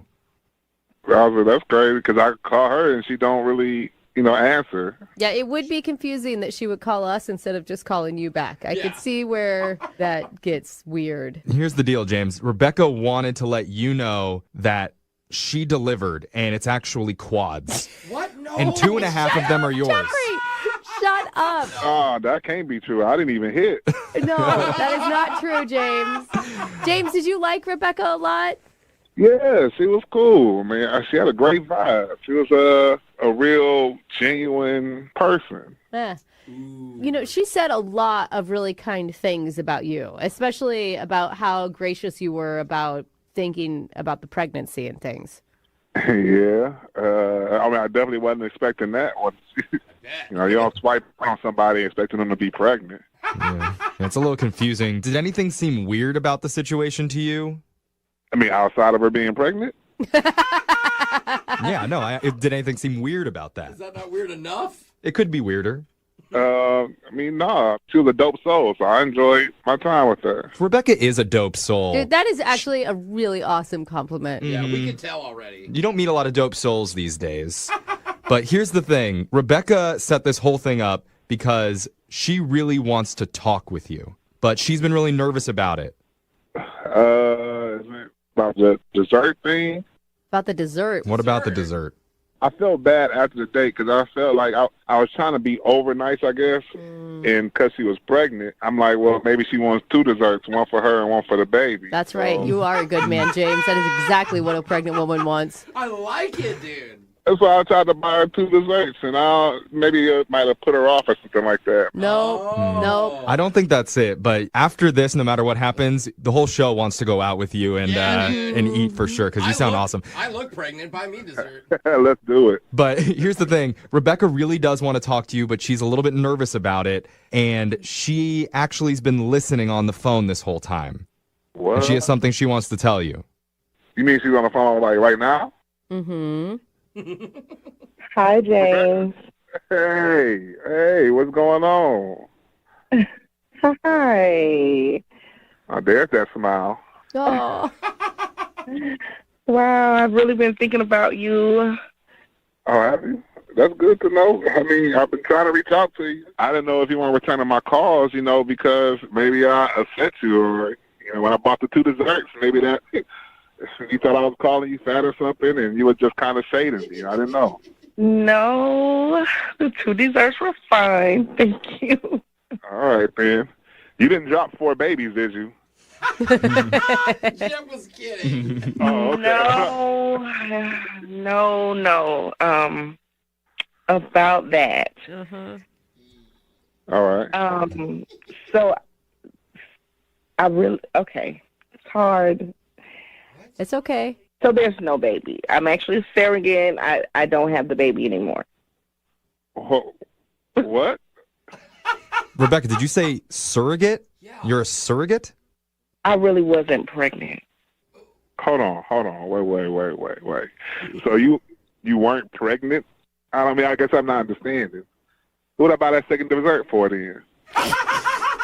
And you don't mean surrogate. You mean that you lied is what you mean. I lied about the surrogate just now. I lied about being pregnant. That was actually a pillow from a place next door to the diner that we were at. Yeah. It was all a lie. Some people fart when they lie. She makes up pregnancies when she lies. What would make you even lie about something like that? I mean, most people try to hide an actual pregnancy. You come in pretending to be pregnant? The opposite? Okay, well, I saw you come into the restaurant, and you were actually much heavier than your pic said.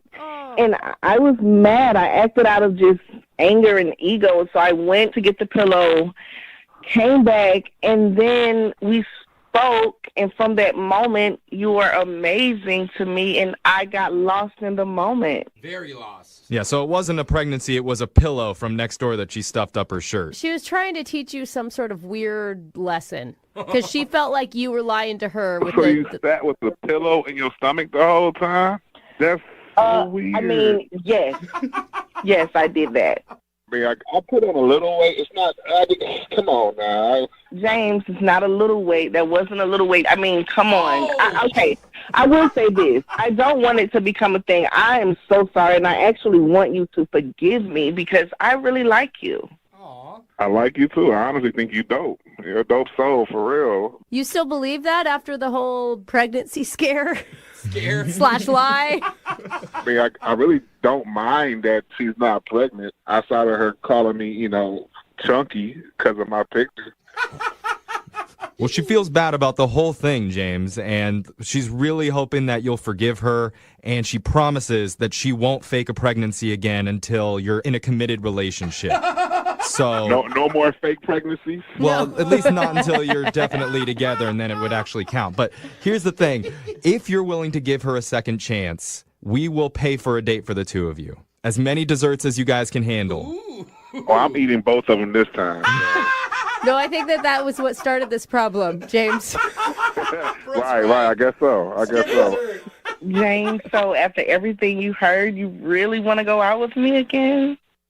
It's crazy, but I thought I vibe with you. I can dig you. You know what I'm saying? You guys are so cute. Oh, they're both dope souls. I know. I love it when 2 dope souls find each other.